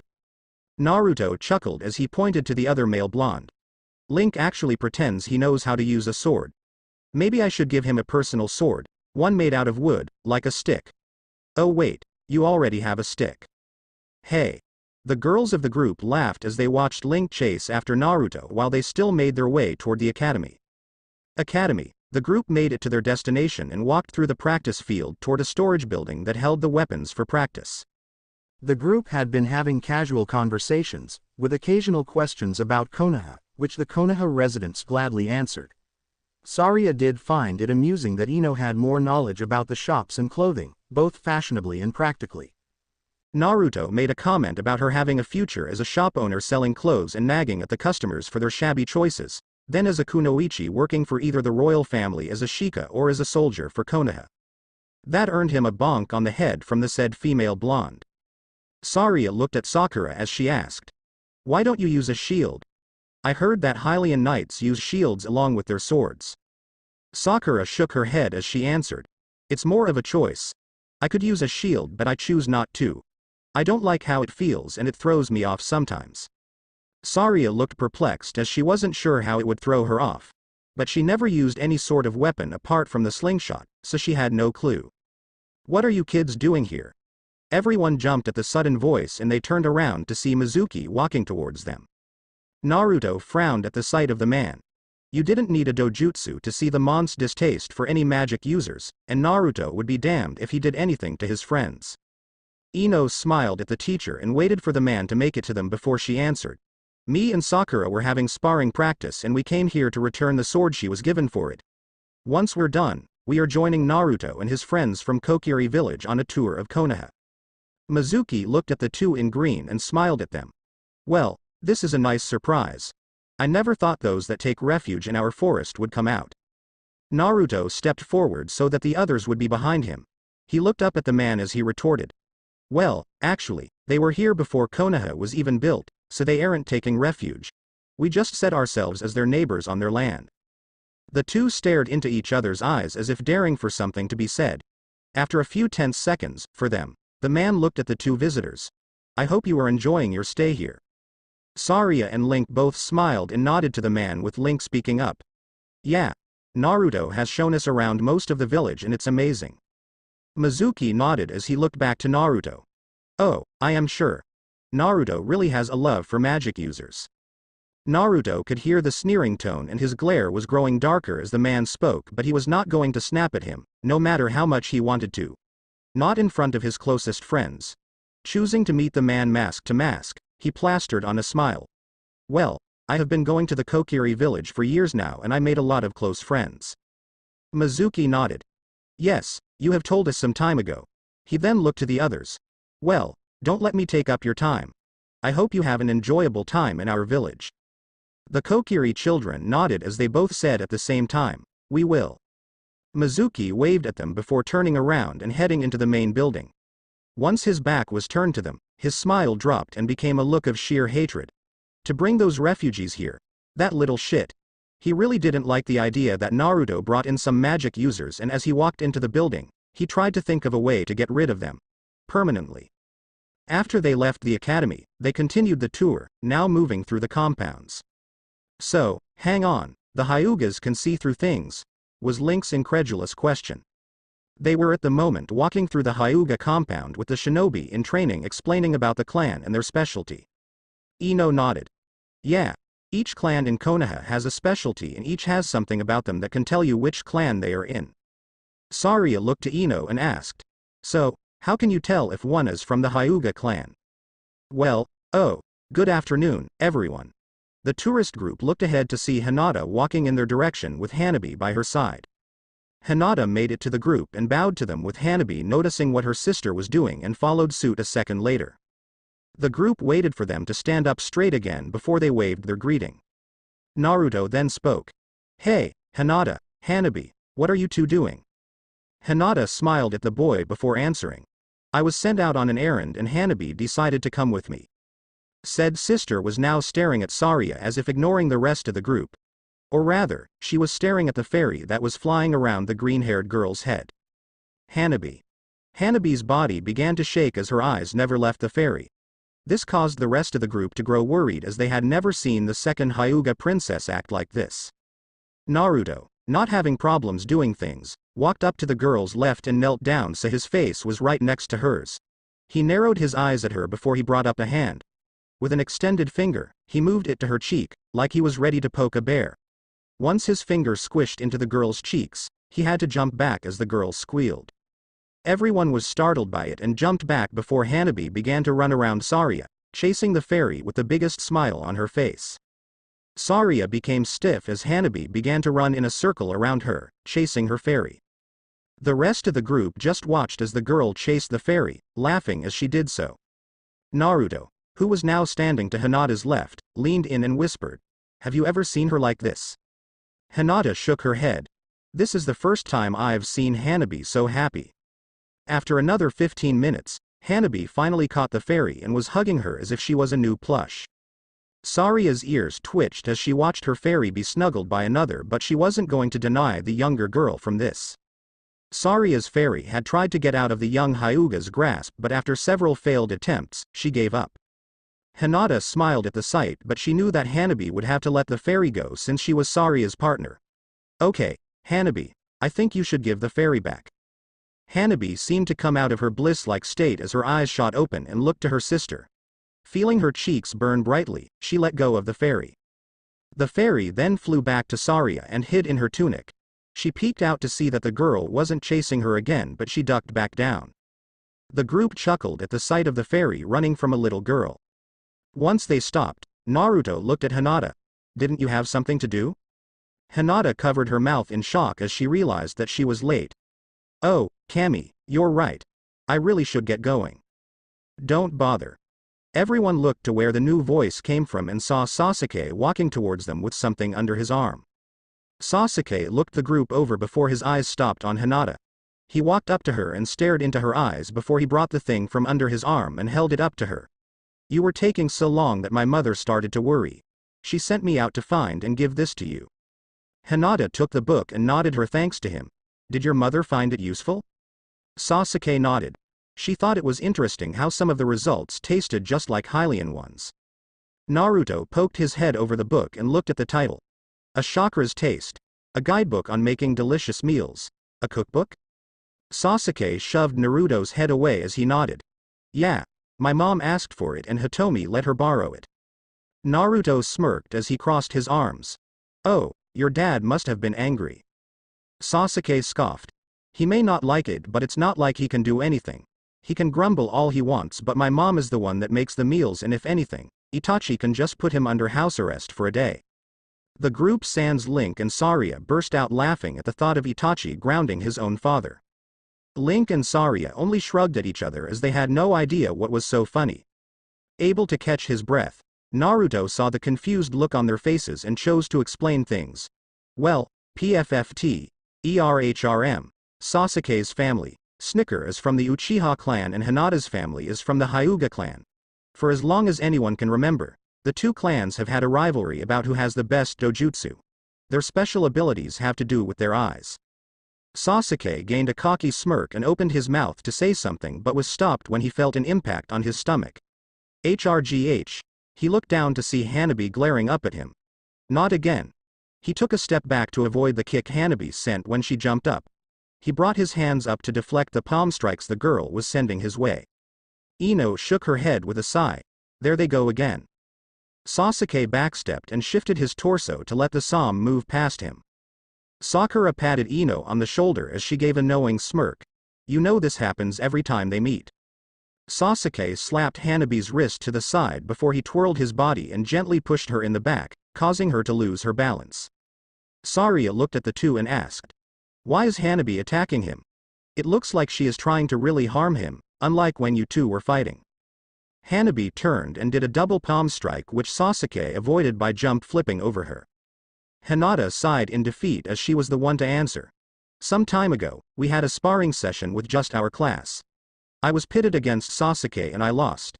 When I told Hanabi, she was so mad that now, every time the two are in close proximity, she attacks him without warning." She gestured to the fighting two as Sasuke was easily blocking all of Hanabi's attacks. Link scratched his head as he pointed at them. "So why doesn't anyone stop them?" Sasuke swerved to Hanabi's right and moved behind her. Once he did, he had to duck under her spinning roundhouse. "Because father thinks it is a good show at how superior the Uchiha are to the Hyuga, while Lord Hiashi thinks it is good practice for Hanabi to improve." The watchers all screamed at another new voice and turned around to see a man who looked a bit like Sasuke. Naruto smiled as he walked up to the man. "Hey, Itachi, are you here to get Sasuke?"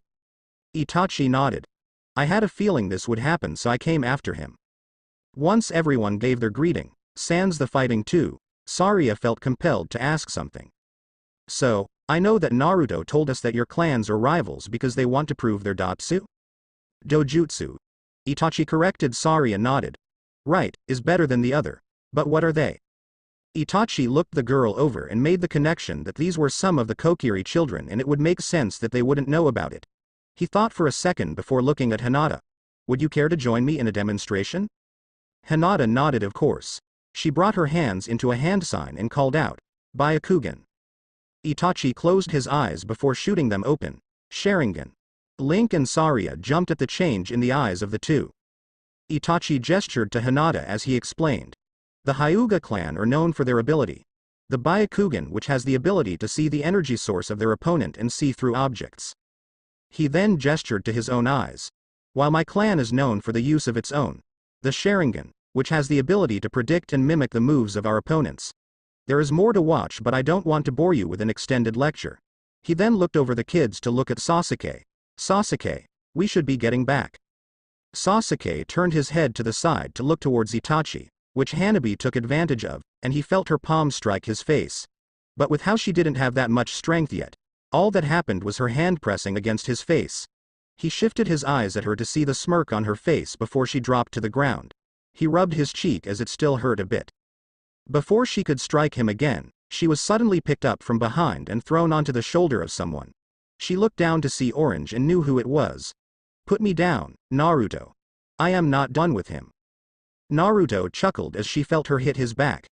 "Yes, you are. He has to go back to his compound and you and Hinata are finished with your errand." He turned around and began to walk back to the group. He could still feel Hanabi trying to get out of his grasp, so he used his trump card. "If you stop, I'll convince Hinata to buy you a pack of banana cream pudding." He smirked as she instantly stopped. 12-pack. Naruto chuckled. "Sure." Hanabi slumped in defeat as she loved the desert, and if Naruto said he would convince Hinata, he would convince her. She looked up at Sasuke, who was only a few steps behind, and she narrowed her eyes at him. Sasuke only smirked, which he knew would irritate her. Naruto put Hanabi down next to Hinata and ruffled the younger girl's hair, which got a pout out of her. "She showed us a good fight between herself and the Uchiha. I think she deserves a treat for getting a hit on him."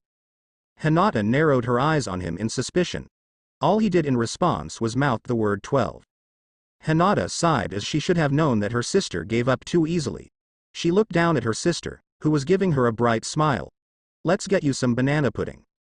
Hanabi squealed and hugged her sister before jumping off and hugging Naruto. Naruto chuckled as he patted her head. Once Hanabi was done, she jumped off and began to tug her sister in the direction of a shop that sold her pudding. Come on, come on." Okay. Hanabi won. Hinata laughed at the insistence of her sister. Itachi smiled at the sight before he moved to be next to Sasuke. "Well, we should go as well, little brother." Sasuke nodded as he raised a hand as a goodbye. They then disappeared in a shunshin. Link and Saria were surprised once more at the sight. Naruto smiled at them before he palmed a fist. "Oh right." He reached into his pocket and pulled out his rupee pouch. "Hey, Hinata." He called out to her and without waiting for a response, he threw his pouch at her. Hinata didn't even look back as she brought her hand up and caught the pouch from over her shoulder. Link and Saria were impressed by the distance before Link asked, "What about the rest of your money?" Naruto shrugged nonchalantly. "I have stupid luck when looking for rupees. I can find more later on." He then began to walk in another direction. "Come on, there is more to see." Sakura, Ino, Link, and Saria moved to catch up with the boy. "How much longer is it?" "We're almost there. I told you that you should have bought all that food, Link." Saria smiled as she had a sense of déjà vu from this. "I think we need a better way of carrying all the food we get. We always seem to end up like this." The group was walking single file up a path through a forest with Naruto in the lead, with Link, Saria, Sakura, and Ino following respectively. Sakura, who was carrying her own set of food in her arms, looked ahead at Saria. "You've done this before?" Saria looked over her shoulder and nodded. "When we go spend time with the great Deku tree, we usually get some snacks from the shop and make our way to him before we have a picnic around his roots." Ino gained a curious look as she asked, "What's the great Deku tree like?" Link paused to readjust his food stack before giving his answer. "He is like a guardian. A caretaker that will sit and listen to anything you have to say. He also teaches us all some of what he knows." Saria picked up from here. "He makes you feel safe. He will make you feel better if you are feeling down. He has a way of making you smile no matter what." Naruto nodded in agreement. "He is like the grandpa to all the Kokiri. He watches and protects them and his presence is felt throughout their home." Sakura softly smiled at the sound of the great tree. "I would like to meet him one day." Naruto looked over his shoulder with a bright smile. "Maybe one day I'll ask him if I can bring you." The group continued the walk till they pushed past a few bushes and made it to a clearing. Naruto looked back to say, "We're here." The others looked around at the site. Ino nodded as she liked the spot. "It's nice, but why did we have to walk so much to get here?" Naruto gave a foxy smile. "You guys still don't know where we are." Seeing them shake their heads, he gestured with his head to follow him and he brought them further into the clearing. He led them to the edge. As the others followed, their eyes widened as they saw what Naruto wanted to show them. Once they stood at the edge, they saw the entirety of Konoha. From the market district to residential. From the forest of death to the academy. And they weren't sure, but they think they could see the top of the great Deku tree. Sakura then realized where they were. "Wait, are we at the top of the Hokage monument?" Naruto let out a bark of laughter. "Took you long enough." Sakura blushed with her ears beginning to wiggle from embarrassment. "Shut up." She wanted to smack that teasing smirk off his face but her arms were full, with a large blanket with some other foodstuffs on top of it. Seeing him still chuckling caused her to puff out her cheeks in a cute pout with her ears wiggling a bit harder. They all stood there to look out to the village and smiled at the sight of their home. A soft breeze flew by them and they each closed their eyes as they took a slow breath to take in the fresh air. After a few minutes, they set up their little picnic, which ranged from sweets, finger foods, and some small ready-to-eat meals. When the chance was given, Sakura hit Naruto on the top of his head for causing her embarrassment. Despite how the hit hurt a bit, Naruto chuckled as Sakura was still blushing when she did it. They all sat down on the blanket and began their picnic. They talked about themselves and what they planned for the future. Link and Saria were surprised that Sakura was half Hylian as they assumed that she was full, but they listened to what she had planned for the future. Sakura had thoughts about joining the royal army. She figured that she got this goal because of how her father was a retired shinobi who put all he had for his village. She felt she could do the same thing but for the royal family. It is why she pushes herself in her swordsmanship. She wasn't sure what her magic aptitude was as they never had it checked, so she figured she should focus on what she knew. Ino wanted to become a kunoichi of Konoha and protect her home. But that was more of a starting point as she really wanted to start a family with some handsome guy that will love and cherish her.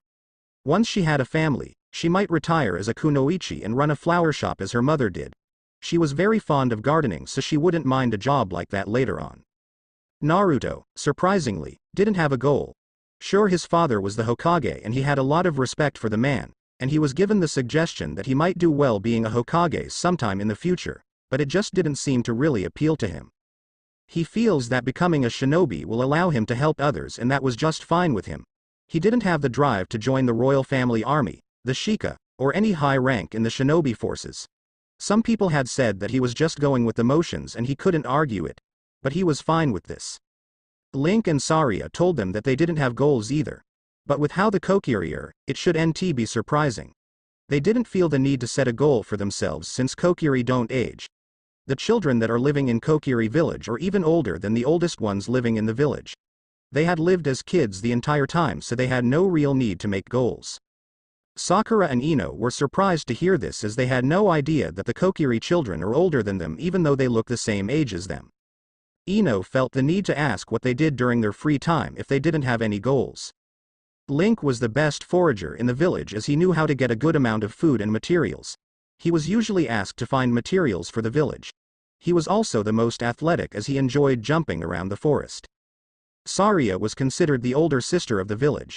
She looked after all of the other children and they came to her if they had any problems. She is also the most musically talented one and had the best eye for detail. Sakura swallowed the snack she had before asking, "What do you do for music?" She had no idea what they had for music, so she was curious. Saria smiled as she reached into her tunic and pulled out her ocarina. "I use this." Sakura and Ino looked at the instrument and wondered what it sounded like. Saria, seeing the interest in the girl's eyes, smiled as she brought it up to her lips. Once her lips were on it, her fairy came out and began to bounce in rhythm. Play Lost Woods, Legend of Zelda, Ocarina of Time, OST Remastered. Naruto and Link smiled as they closed their eyes to enjoy the music. Sakura and Ino did the same but felt a little more serene. Saria got into her music as she played her song for her friends. After finishing one set of it, she then picked up the tempo a tad. Ino opened her eyes and felt compelled to move. She got to her feet and grabbed Sakura's and Naruto's wrists and pulled them up. "Come on." Naruto and Sakura were confused with the male of the two asked, "What is it?" Ino just smiled. "Just come." Naruto saw the smile and felt it wouldn't hurt. Before he was taken away, he grabbed Link's wrist and brought him with them. "You're coming with us." "Wait, what?" Ino pulled her hostages more, let go of Sakura's wrist, and tugged Naruto more, causing him to let Link's arm go. She pulled him a bit more before she grabbed his other hand and began to spin. "Whoa, Ino." Ino still didn't drop her smile. "Come on, Naruto. Dance with me." Naruto was spun around by his wrists before being let go into a twirl. Smiling at the fun this could be, he moved back to be in front of Ino and the two danced to the music. Link and Sakura were left on their own and watched as the two. After a second, Sakura smiled and gently shoulder bumped Link. "Want to join them?" Link was stunned by this but figured that there would be no harm in it. He nodded as they followed the two other blondes led. The four danced to Saria's song while she continued to play with a bit of an upbeat tempo. At random intervals, the group switched partners, with Link dancing with Ino and Naruto dancing with Sakura, before switching to Link dancing with Naruto and Sakura dancing with Ino. Saria's fairy began to twirl around a duo before moving to the other duo. At some point, when she spun around one of them, they would switch partners with it looking like the fairy was guiding them. Saria, with her eyes still closed, got up and walked toward them as she continued to play. She kept walking till she was almost in the middle of the dancing four as they began to dance around her with the fairy adding a sparkling atmosphere around them. They continued for a few more minutes, till Saria came to the end of the song, and as if on cue, the dancers tripped and all fell on top of the green-haired girl, causing a squeal of surprise. End music. They ended up in a pile before they all burst out laughing. They untangled themselves from the pile they made and laid there on the ground as they tried to catch their breath. Sakura was the first to speak. "That was fun." Naruto chuckled. "Blame Ino, she was the one that started this." Ino tilted her head up to look at the top of Naruto's. "Hey, don't blame me, blame Saria for playing her music."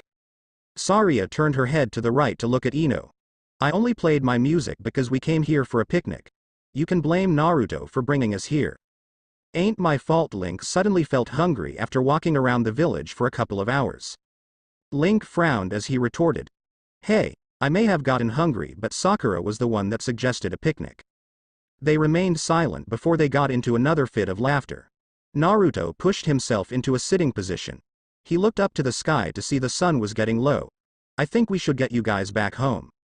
Link and Saria nodded as they got up from the ground with Sakura and Ino following suit. They began to pack up the picnic, with Link suggesting that they store the garbage in the blanket as if it was a sack. They had a bit more fun by tossing garbage at each other's heads.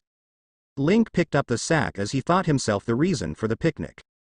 Naruto, Sakura, and Ino picked up the remaining food since there wasn't much of it left.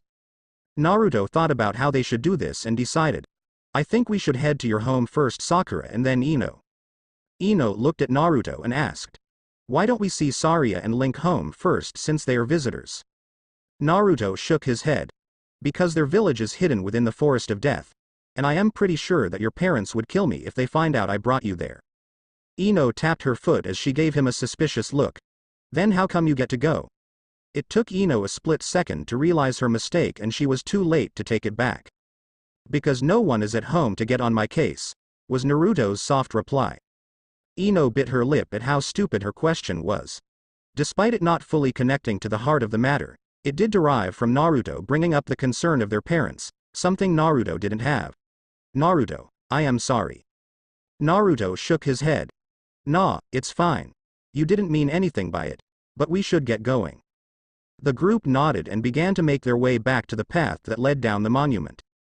Yet after they took a few steps, Ino stopped and narrowed her eyes at the forest. The rest of the group noticed this and looked at her with Sakura asking, Ino, what is it? Ino dropped the food in her arms and pulled out a kunai as she got into a fighting stance. This caused Naruto and Sakura to get ready as well, with both bringing up their fists. Link and Sarya grew concerned at the action, with Link gaining a serious look. Naruto, what's wrong? Naruto looked to Ino for an answer. Ino's eyes shifted through the trees as she answered. I sense a couple of chakra signatures coming our way, and I have a bad feeling about it. Naruto immediately knew that they were in trouble. It was found out, early on, that Ino was a natural sensor. She could sense the chakra signatures of those a small distance away. She had practiced improving the range of her senses. It allowed her to advance in the tracking section of the academy curriculum. And right now, since they were in an area that Naruto had told them was usually barren, the fact that there are several signatures coming their way was a big red flag. Naruto also felt that something was about to happen since he had seen the scowls on some of the villagers' faces when he gave a tour to his friends. He knew that the people that gave those looks were just petty and had some weird hatred for magic users. Despite the fact that the shinobi villages work for and along with the royal family, which are Hylian.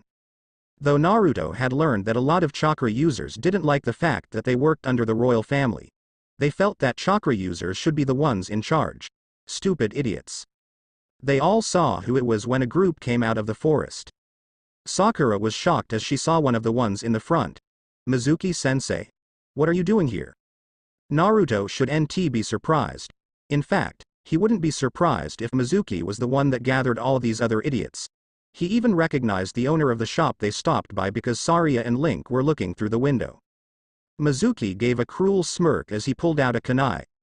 Oh, I just heard there was a pest problem and felt it was my duty to get rid of it. But it turns out that there was a bonus that came with it. Sakura and Ino quirked an eyebrow each, but Naruto rolled his eyes instead. Naruto eyed all of the villagers and saw them sneering at Link, Sarya, and even Sakura. He moved to stand between them and Sarya and Link. This got him the scowls of the villagers, but he didn't give a damn. Damn it, I don't have any kunai on me. Oh, well, Mizuki is the only one that is the real threat since the rest of these guys are just civilians. True to Naruto's observation, Mizuki was the only shinobi in the group, of what looked to be 15 or so civilians. And despite how early they are in their shinobi training, not even genin yet, Naruto had confidence in beating them. The issue was Mizuki. The man was a chunin who had experience in the field. Sakura asked the man. What sort of pest problem? She didn't like the look on the man's face and tensed her muscles as she knew a fight was going to start. One of the villagers shouted out. You damn magic users are a plague in our village. You don't belong anywhere near us. Link narrowed his eyes as he stepped in front of Sarya, who was looking at all of the villagers in stunned silence. Ino scoffed at the shout. There have been magic users in the village ever since the founding of Konoha. Even the Kokiri village was here before Konoha was even an idea. And yet you guys are acting like chakra users were here first. You're acting like a bunch of idiotic dumbasses. Naruto stepped forward. Do you really think that you can get away with whatever it is you plan on doing? Mizuki cackled before giving a response. Oh, I don't think we have to worry. You gave us this chance by coming to a secluded area. No one comes here at any time. So even if we leave you here, no one will know. Naruto groaned as he mentally kicked himself for bringing them up here. He looked over his shoulder and spoke. Stay back, this is going to get ugly. As if on cue, one of the villagers charged in, which caused the rest of them to do the same. Ino and Sakura looked at each other and nodded. They ran to meet the charge, with Naruto waiting a few seconds before he followed. Ino made a beeline to a charging fat man that had a rolling pin. She dropped into a slide and went under his lifted right foot. The man was confused about the action and turned around to see where she went but was rewarded with a kick to the back of the head from Sakura. The man fell unconscious from the kick as Sakura kicked off the man's shoulder to the side to bring another kick to a more lean male. Naruto jumped at another charging male and brought his feet up onto the man's chest. He smirked before backflipping and bringing his foot into the man's chin. Once touched down, he ducked under a punch before bringing an uppercut to his attacker's chin. He spun around and threw a punch at another's stomach, hard enough to cause the man to double over. Naruto jumped up and brought the back of his fist into another. Ino used her kunai to block the bat of one of them before she shifted the kunai to allow the force of the bat to cause the attacker to stumble forward. She slammed the back of her kunai at the back of his neck before she shifted her foot under the bat and kicked it into the air. Sakura delivered 3 punches to Amon's stomach, chest, and head, before turning to where she heard Ino and saw the flying bat. She somersaulted back to avoid a punch aimed at her, and while in the air, she grabbed the bat and landed in a stance reminiscent of her sword stance. This thing is way lighter than my sword and the weight is off, but it will do. She charged ahead and swerved to the side before striking the legs of 2 of her opponents. Once they were down, she swung her bat at their heads to knock them out. Naruto was surrounded by 5 of them as they figured they could overwhelm him. Great, they like me. He eyed them to look for an opening but didn't have a chance as they jumped him. *FF wit crack. Suddenly 2 of them were hit in the side of the head by something while the other 3 were stunned. Naruto took this chance to jump in the air and kick each of them in the head, hard enough to knock them out. Once he was on the ground, he looked to where the shots came from and saw Link holding his slingshot and Saria with one arm extended while the other held a bunch of Deku nuts. He smiled at them and gave them a thumbs up. Link smirked as he looked at Saria. Nice aim. Saria gave a smile as she responded. Nice shot. They looked back at the fight and decided to give them some cover. Link shot at one of the legs of Sakura's opponents, causing him to buckle and allowing her to knock him out. Saria grabbed another nut and aimed at a group behind Ino. Her fairy came out and with her help, she locked onto them and threw, stunning them and alerting Ino to the ones behind her. Ino swiftly knocked them out before going after another. Naruto jumped up, grabbed the head of a man, and gave a hard headbutt. Dropping to the ground, he was about to go after someone else but he realized something. Where's Mizuki? He turned around to look toward Link and Saria and saw Mizuki sneaking up on them. Look out. The 2 looked behind them to see the manic smile of the man before they jumped away, opposite of each other to avoid the kunai swipe. Link rolled on the ground and looked up to see Mizuki charging at Saria. No. He got to his feet and ran towards them to stop the man. Naruto did the same but was grabbed from behind by another. Let go. He brought his fist up over his shoulder and hit the man in the stomach, causing the man to let him go before he slammed his fist in his face. Link ran towards Saria to save her from the man. He saw Mizuki lift up his kunai to strike at the girl who was on the ground and just acted. He bent down and picked up something to help. Saria closed her eyes as she saw the kunai coming down on her. She waited for any sort of pain but nothing came. She opened her eyes to see Link standing at the man's side and blocking the kunai with the rolling pin the man at the start had. Link glared up at Mizuki before he tugged the rolling pin, causing the kunai which was stuck in it to be freed from the man's, and spun around bringing the rolling pin into Mizuki's face. Naruto made it to them and jumped up, giving Mizuki 2 kicks to the face. Link then swiped at Mizuki's leg, hitting the man's feet from under him. Naruto, while still in the air, spun his body and kicked the also airborne Mizuki in the stomach with all his strength, causing the man to roll a good 50 feet away. Once Mizuki stopped rolling, he got to his feet and sneered at the kids. You little shits are dead. He pulled out another kunai and charged at them with clear madness in his eyes. Naruto grabbed the kunai that was still in the rolling pin and tugged it out before he and Link stood at the ready. But Mizuki was suddenly wrapped around by a group of snakes that hissed in his face.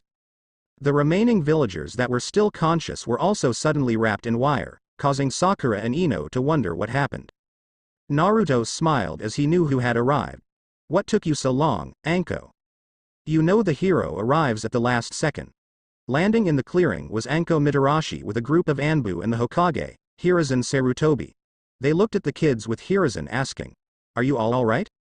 Link helped Saria off the ground and nodded to the old man.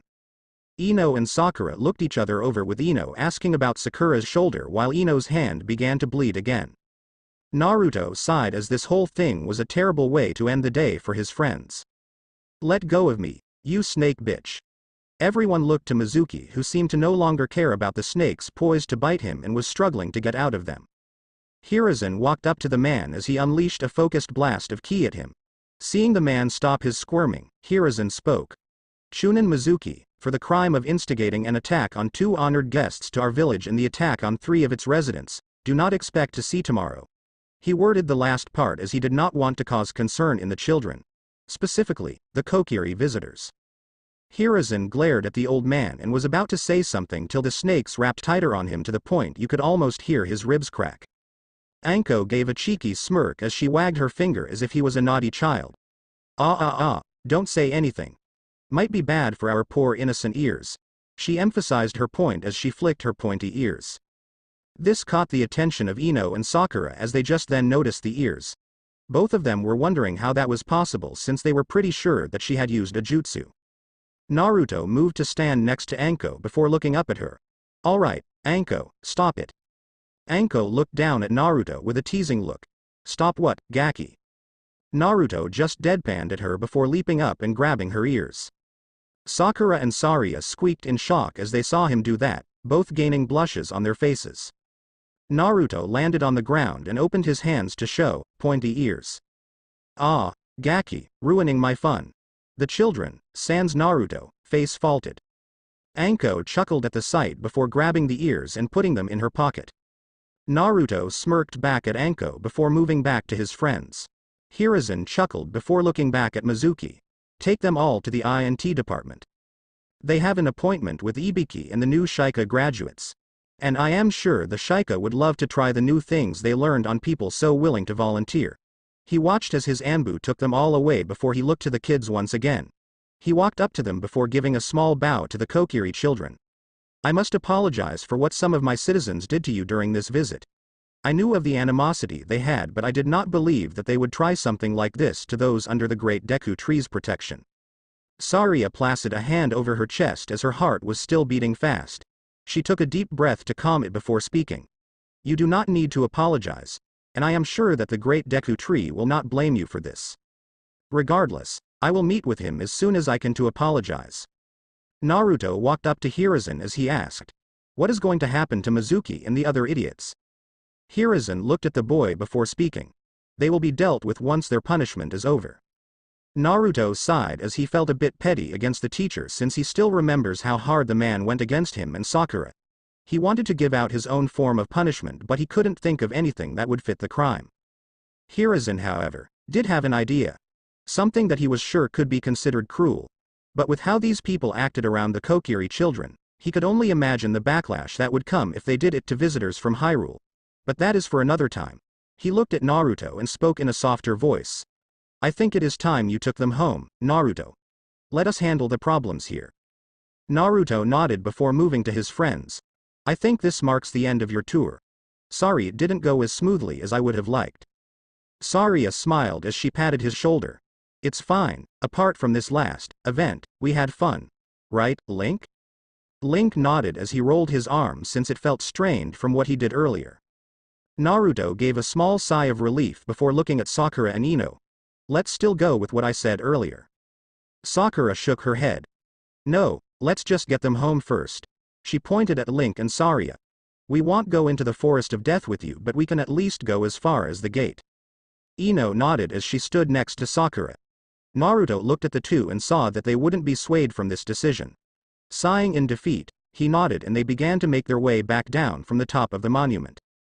Hiruzen then scowled as he looked back at the opening. I will have to do some more investigating to make sure this does not happen again. Inu. Dropping into a crouch next to the elder leader, Lord Hokage? Shadow the children and make sure nothing happens to them. We have a good relation with the great Deku tree and I will not have it broken because of the actions of the few. Ino nodded. Yes, Lord Hokage. The Anbu then disappeared in a shunshin. Gates to the Forest of Death. The journey to the gates was uneventful but Naruto didn't let his guard down, but they made it. Sakura and Ino felt nervous at the sight of the forest as there was an ominous feeling to it. Their eyes darted back and forth as if something would pop up out of nowhere. Naruto turned to look at the two girls and spoke. Well, this is where we part. This shook them out of their wariness with Sakura stepping forward toward Link and Saria. Well, it was nice meeting you too. The two nodded with Link stepping forward to meet the girl. It was nice to meet you, too. Both of you. Ino moved to join Sakura with Saria joining Link. Ino put a hand on her hip as she smiled at the Kokiri girl. Thanks for that little musical. Saria smiled softly. It's my favorite thing to do. Glad I could share it. They gave their goodbyes before Naruto began to lead them into the Forest of Death and into the Lost Woods. Sakura and Ino chose to wait for a minute before they left. Naruto guided the duo back to Kokiri village as they made small talk about what they liked about the village. Saria and Link smiled at the memory of all the things they saw and some of the small souvenirs that Saria had in her pouch. They weren't much but it was nice to get something. Naruto, though, felt that something about the forest was off. Like they were being watched or that something was hidden within the trees. He kept looking at the darkness of the trees but saw nothing. But it was then that he noticed something. The usual haze that was seen in the Lost Woods seemed more dreary. This did not help his nerves. He looked at the ones behind him and saw that they were enjoying themselves, so he chose not to say anything. But he is not letting his guard down. Not until they are safe. Thankfully, they made it to the bridge that led into the village and Naruto let out a breath of relief as his foot hit the wooden planks. He looked at his friend and smiled to hide his worry. Well, I hope you liked the village for the most part. Saria nodded. We did, Naruto. Thank you for bringing us there. She hugged him before she grabbed Link's arm and brought him in. She hugged her boys as she just felt like it. Once they broke the hug, the two Kokiri children moved to head to their home and waved goodbye to Naruto. Naruto waved back before they were no longer visible. Once he was alone, he turned back and began to make his way back home. Well, at least they liked it. No thanks to those idiots of the village. Wonder what the old man plans to do with them. Figuring that they would be punished no matter what, he shrugged as it didn't concern him. Hours later, standing in the forest was the group that attacked the children but looked worse for wear. Behind them was a team of Anbu, Ibiki, Anko, and the Hokage. It came to the disappointment to Ibiki that the citizens broke so easily and all gave the same response. Mizuki spoke to them and told them that they had the chance to get rid of some of the magic users without any backlash. They tried to make themselves look innocent but it was clear that they didn't even need that much convincing. They let their prejudice against magic users influence their actions and with that, they could not be trusted to not do it again. Mizuki, who looked like he was beaten badly, turned to glare at the shinobi. What do you expect this to do? Hiruzen looked from under his hat and spoke in a dark tone. Walk into the woods. That is all. And what kind of shit is that? Anko was chewing on a wooden stick before pulling it out of her mouth. It's either this, or we kill you all right here and now. One of the civilians looked between them and the forest. So we just walk in. And then what? Anko gave a sadistic smirk as she put the stick back in her mouth and her hands in her pockets. See how long you can survive. She then shrugged dismissively. Or whatever happens to you. Frankly, we don't really know what happens to those that get lost in there. Just what was told to us. And what is that? Ibiki moved forward and shoved the man forward. You'll find out. Now walk. This caused them to start walking into the Lost Woods. Mizuki mentally scoffed and just told himself that he would just find his way back and get out of the village. He sneered over his shoulder at them as he walked with the others. He would leave them in the forest and go with whatever superstitious bullshit that they believed in. After a few minutes, he stopped and looked behind him to see that the Konoha dogs were no longer visible. Well, I don't need to stick around any of you shit stains anymore. He looked back forward, expecting to see the others look at him in shock. But there was no one there. Did those shits go ahead or head back to squeal and beg for their lives? He chose to wait a few minutes, thinking that the Konoha dogs would be gone, and headed back the way he came. He didn't care about the others so he wasn't going to help them.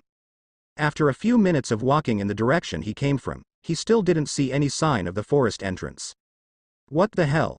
He was sure that he was walking in the direction the Hokage was, but he knew it shouldn't take this long to get back. Where the fuck are they? He continued to walk in one direction, but so far, all he saw was more forest. He thought about what the problem might have been. He thought it might be a genjutsu and brought his hands into a hand sign. Kai. He waited for the sign of a genjutsu dropping, but so far nothing. Kai. Still nothing. What the hell? He looked around as something in the pit of his stomach was telling him he was in trouble. Where are you? His voice echoed through the forest. Hey. Feeling some panic, he began to move quickly through the forest. He kept shouting for anyone to come out. But he never got a response. Clack clack clack clack. Mizuki heard clacking coming from around him, which caused his panic to spike.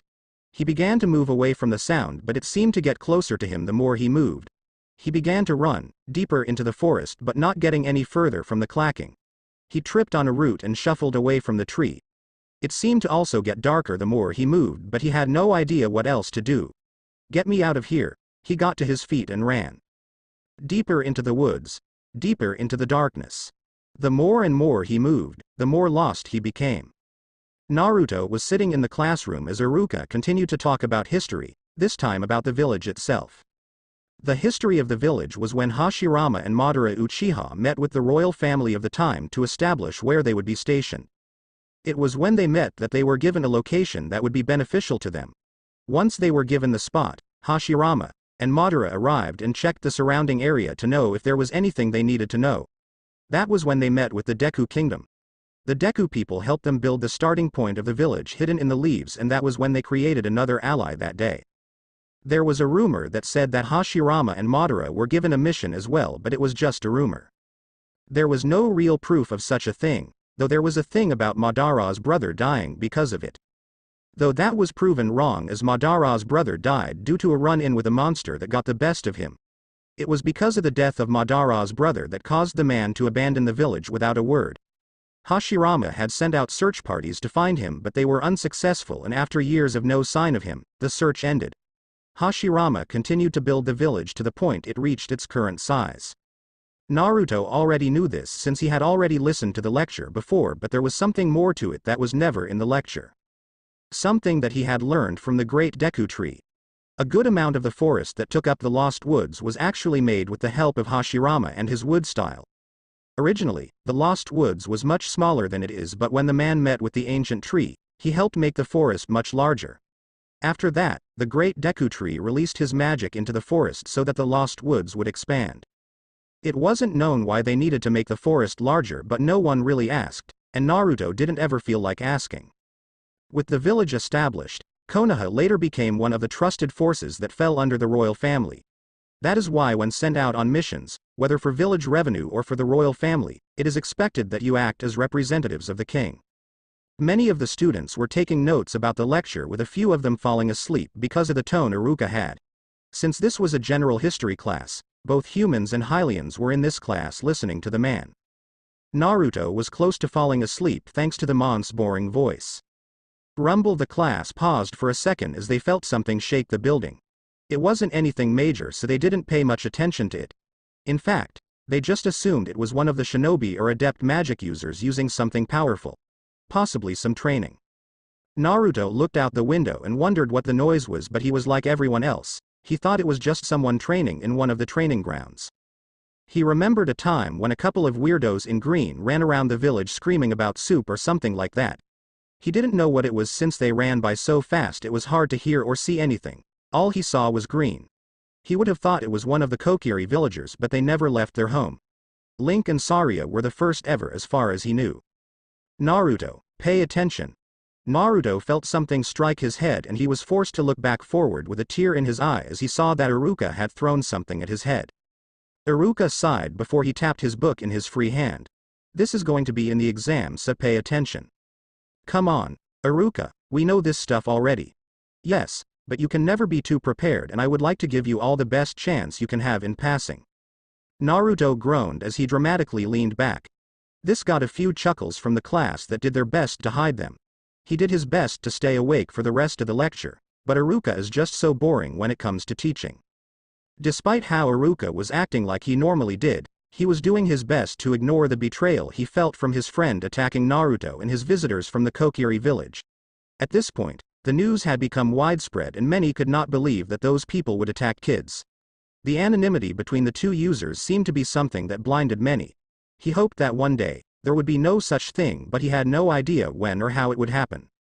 Though, when he looked up at the class and how magic users and chakra users sat in the same room, sure, there were clear signs of separation, but a few intermingled. Iruka smiled as he wished it was how the rest of the world was, but he would just have to wait for it. Looking at the clock, he saw that it was time for physical practice. Alright, everyone, it's time for us to head outside. We will be starting a physical practice run for all of us. So, for the Hylians here, I would suggest you go retrieve your quivers, bows, and swords. If you don't have your own personal set, you can get some spares on the rack outside. He chuckled when he saw the kids cheer for that. Naruto felt relief at the sound of being able to do something more entertaining than sitting here and dealing with the lecture. He got up from his seat and ran out the door just to get started faster. Naruto was facing off against Sakura as they had been called to the field. Everyone was interested in the fight as the two have fought alongside each other before, but this is the first time they had been pitted against each other. Most didn't know who was going to win this one, as some of the more strategic fighters of the students figured that they might know each other's moves so they wouldn't be able to surprise the other. Some of the other students were even placing bets on who would win, yet it was balanced out so neither were in favor. Sakura held her sword parallel to the side of her head as she stared Naruto down and waited for him to make the first move. She didn't use a shield as she didn't like using one.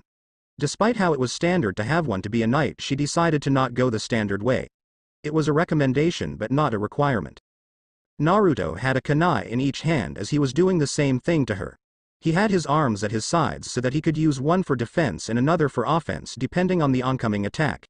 It would also allow him to throw one while still keeping the other with him. What the other students thought was very much true as they knew each other's moves. That is why neither of them made a move yet, as they figured the other would anticipate the starting move and counter. Iruka did this on purpose as he wanted to see if either of them would be able to adapt to someone who knew their moves. Shinobi and knights were taught to do this as there are many types of monsters out there that attack differently. But even if they have a predictable type of moveset, monsters have been known to change things up a bit in order to win. He looked at the two in slight impatience as they have been staring each other down for a few minutes now and they needed to get things moving so the other students can get their turn. He looked at the Hylian instructor who did the same to him and the both of them nodded in agreement. He stepped forward and spoke. Okay, you two, please start as we cannot stay here all day. Both Sakura and Naruto dropped their stance and sheepishly nodded to their instructor. They got back to their stances before they both charged at each other. As Naruto got closer to Sakura, he eyed her sword and saw that it was still held at the side of her head. He had seen her use that stance before but not often. He figured that she was using this since it was something she didn't use much when they fought side by side. He lowered himself as he was almost at her so he would be able to slip under her sword swing. Sakura saw him lower himself and figured out what he was doing, but with how close they were, she would not be able to change her stance. She chose to go with her initial attack and shifted her sword to a downward diagonal slash. She swung the sword as fast as she could to at least hit Naruto. She internally cursed as she saw that he would slip under her strike, but she would not lose this fight. Naruto was able to shift his body to let the sword swing over his back. He was a bit too slow as he felt the sword cut the back of his pants but not reach his skin, thankfully. Choosing to ignore that, he brought his kunai up to strike at her exposed side. Sakura knew that if the kunai struck, she would lose immediately. Not willing to accept this, she kicked her back foot off the ground and chose to let the weight of her swing throw her into a twirl, which thankfully spun her out of the way of the kunai stab. Naruto lost his footing and stumbled forward as he put too much strength into the stab. He tripped over his feet and went into a stumbling roll. He went into an uncontrolled roll for a second before he regained his balance and turned it into a controlled one and stopped on a knee.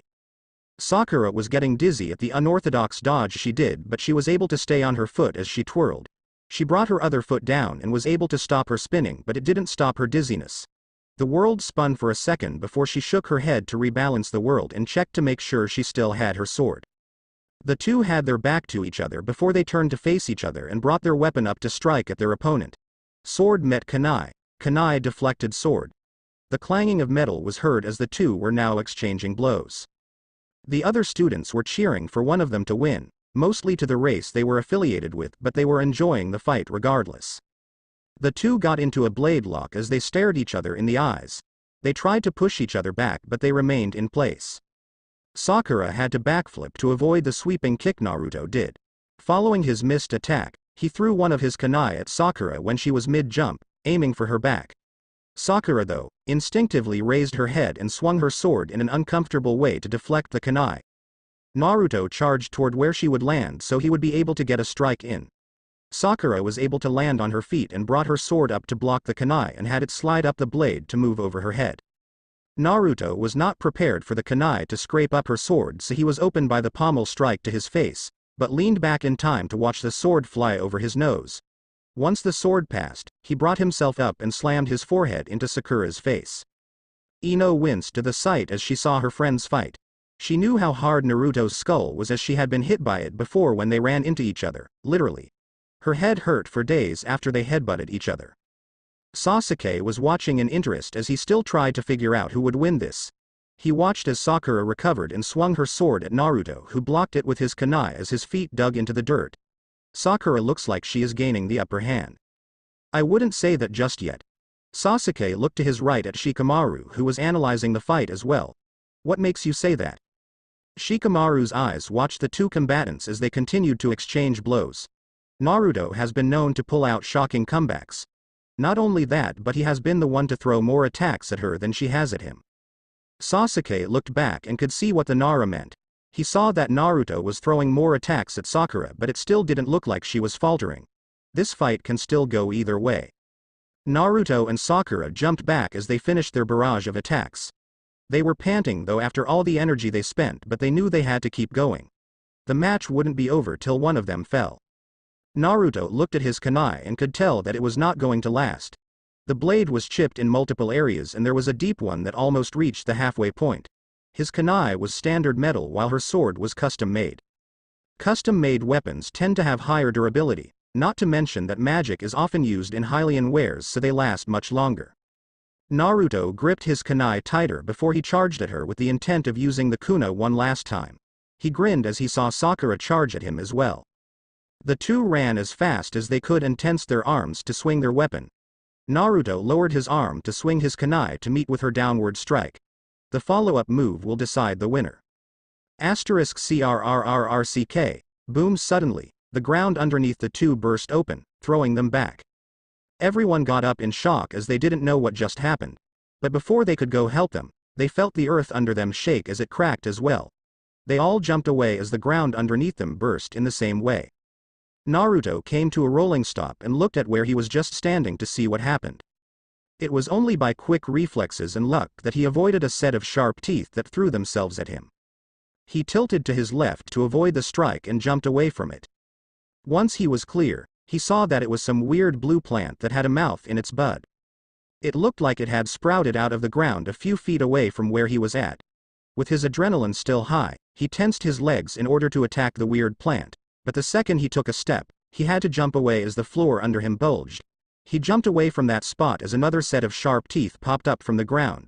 He noticed that despite it looking like the other plant, the one that came out was different. The new one had a bigger bud and set of teeth. The stem used to hold it up was thicker and its color was red with black lines. He had to jump away again as once again, the ground bulged.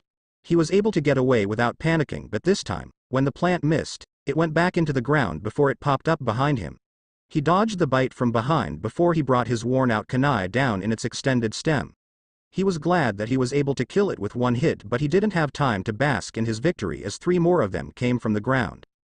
Naruto wasn't the only one that was attacked as a horde popped out of the ground under the students and teachers. The students were too shocked to react instantly, but the clan heirs were able to regain themselves and throw kunai at some of the plants that came out.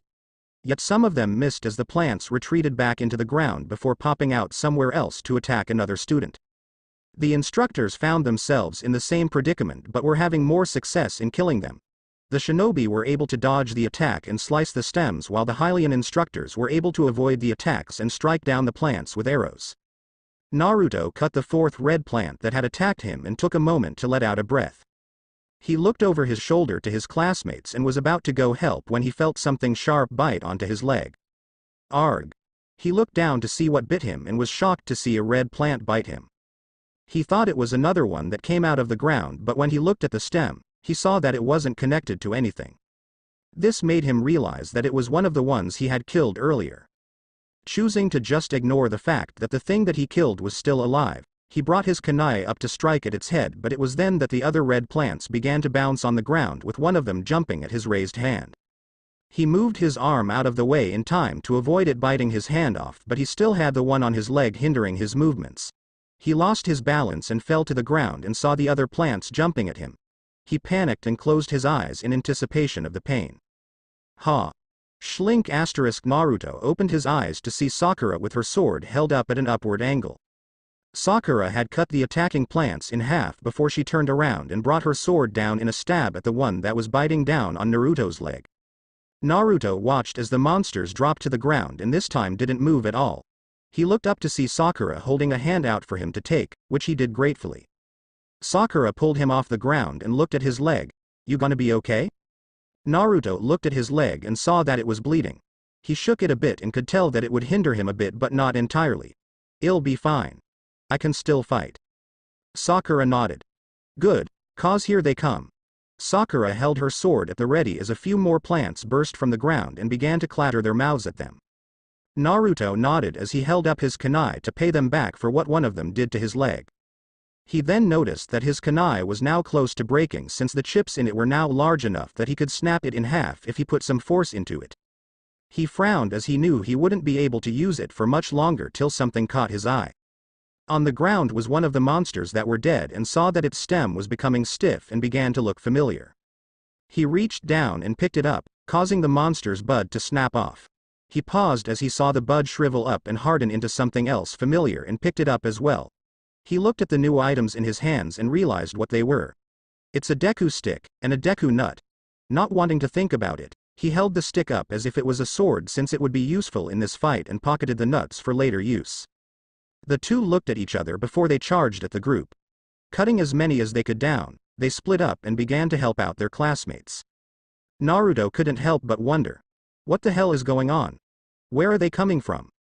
Sakura cut several of the plant monsters that came out of the ground in her path as she made her way to her friends. As she cut down another one that caused her to halt her momentum, she heard one come out from behind her. She looked over her shoulder to see it coming at her before it was suddenly hit in the head by a kunai. She was pleased to see Ino land right behind her as they stood back to back. Around the two burst a dozen of the monsters from the ground, trapping them to the spot. Ino pulled her kunai out of the monster's head before looking over her shoulder with a smirk. "This will be the second time we actually fight alongside each other." Sakura returned the smirk as she hoisted her sword. "If only we could do it at better times than being attacked." Ino shrugged. "When else would we fight together?" "Good point." The two swung their weapons at the set of mouths coming at them as they whittled away at the horde. Partial expansion jutsu. Choji's hand increased in size before it was brought down on a group of enemies, crushing them. "Choji, look out." Choji looked to his left to see another of them come out of the ground and bite at him. He panicked and took a step back but stopped when he saw that it froze. Shadow possession jutsu, success. Shikamaru smirked as he stopped it from biting his friend. Choji nodded in gratitude before he brought his hand up and smashed the one Shikamaru had. Shikamaru stood up and jumped to stand by Choji's side. "You okay?" Choji nodded as his hand decreased in size. "Yeah. Got any idea how to get rid of them?" Shikamaru shook his head as he looked around at the monsters that kept showing up from the ground. "No clue. I don't even know what they are." Choji scratched his head as he tried to think about the monsters. "I think I saw them in the textbook once. But I don't remember the name of them. I think Ino talked about it once since she was interested in them since they are plants." Shikamaru sighed. "Troublesome. We don't really need to know the name of these things, but it would be nice if she knew why they are coming out of nowhere." "Well, why don't we ask her?" Shikamaru looked around them to see that more were coming up. "We can ask her when we get some breathing room. Got anything that can clear them out?" Choji shook his head before he brought his hands up. Partial expansion jutsu. Both his hands enlarged this time and he clapped at some of the monsters. Shikamaru sagged a bit before he got himself ready. Why did they have to make this day more troublesome? Let's go. Akamaru. Arf, Kiba and Akamaru were running through a group of them with Kiba using his claws to cut up the stems, while Akamaru bit down on the heads and swung them around. The red ones, Akamaru would toss it toward Kiba, who would use his claws to shred them as much as he could. Earlier, Akamaru would have been bitten by the red one if not for their fellow classmate. A cloud of insects came down on another of the monsters as many stingers and pincers cut at the stem of the blue ones and cut up the head of the red ones. Once the cloud finished it off, it returned to Shino, swarming above him. Kiba landed next to Shino with Akamaru coming up to stand at their feet. Kiba looked to Shino. Got any idea how many more of them there are? Shino turned his head to look at Kiba. Unfortunately, my insects are not able to pinpoint the amount as so many keep coming from the ground. And spreading out my insects in all directions lowers the amount I can use when they come out. Kiba groaned as he didn't know how many more there were, but also that fact that another group came from the ground. Do you at least know what the hell these are? Shino nodded as he brought his arms up to send another cloud of insects. Yes, the blue ones are Deku Babas and the red ones are Baba serpents. Kiba raised an eyebrow at Shino. How the hell do you even know that? It's in the textbook. Kiba gave a flat look at Shino as he should have known that would be where Shino would find it. He, Akamaru, and Shino had to move to avoid the bites made at them before they went about taking out more of them. Byakugan. Hinata activated her dojutsu to keep an eye on the enemies that surrounded her. She brought her hands up as she used her palms to deflect the buds away from her and kill the monsters at the same time. Sharingan. Sasuke activated his own dojutsu to help him see which enemy to avoid and which one to strike. Each of his eyes only had one tomo in them, so he was not able to use the full potential of the Sharingan, but it would still help him in this fight against numbers. He shifted his body as one of them snapped at him while bringing a kunai up to slice off the bud of another that snapped after the first one. Hinata sent a palm strike at a Deku serpent, causing it to fall to the ground. She jumped up in the air and brought her palm down on its head, killing it, before she pulled out a kunai from her weapons pouch and threw it behind her without turning. Sasuke kicked the head of a Deku Baba to the side, snapping it off its stem before landing on the ground, not realizing one behind him. He did see the kunai heading in his direction and he watched as it flew behind him, cutting the head of the Deku Baba behind him. Looking back to Hinata and gave a thankful nod to her before getting back into the fight. Hinata saw the grateful nod with her Byakugan but focused on the enemies around them. Naruto slammed down his Deku stick on another of the Deku Babas after he stunned it with a Deku nut. That had been his strategy since his kunai snapped in the head of a Deku serpent, and so far it had been a good one. Not to mention that with his leg hurting, the Deku nuts he got from the defeated monsters helped keep the other monsters away from him. Everyone, evacuate the academy. The whole place is swarming with these monsters. Naruto looked over his shoulder to see Iruka gesturing for all of the students to leave the area. He knew that if Iruka was saying that, then the academy was taken over.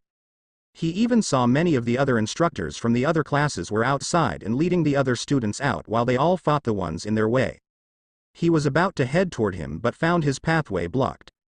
The Deku stick he had used was already on the last hit it could take. He had gone through a lot of them in this fight and he continued to pick up the new ones to keep fighting.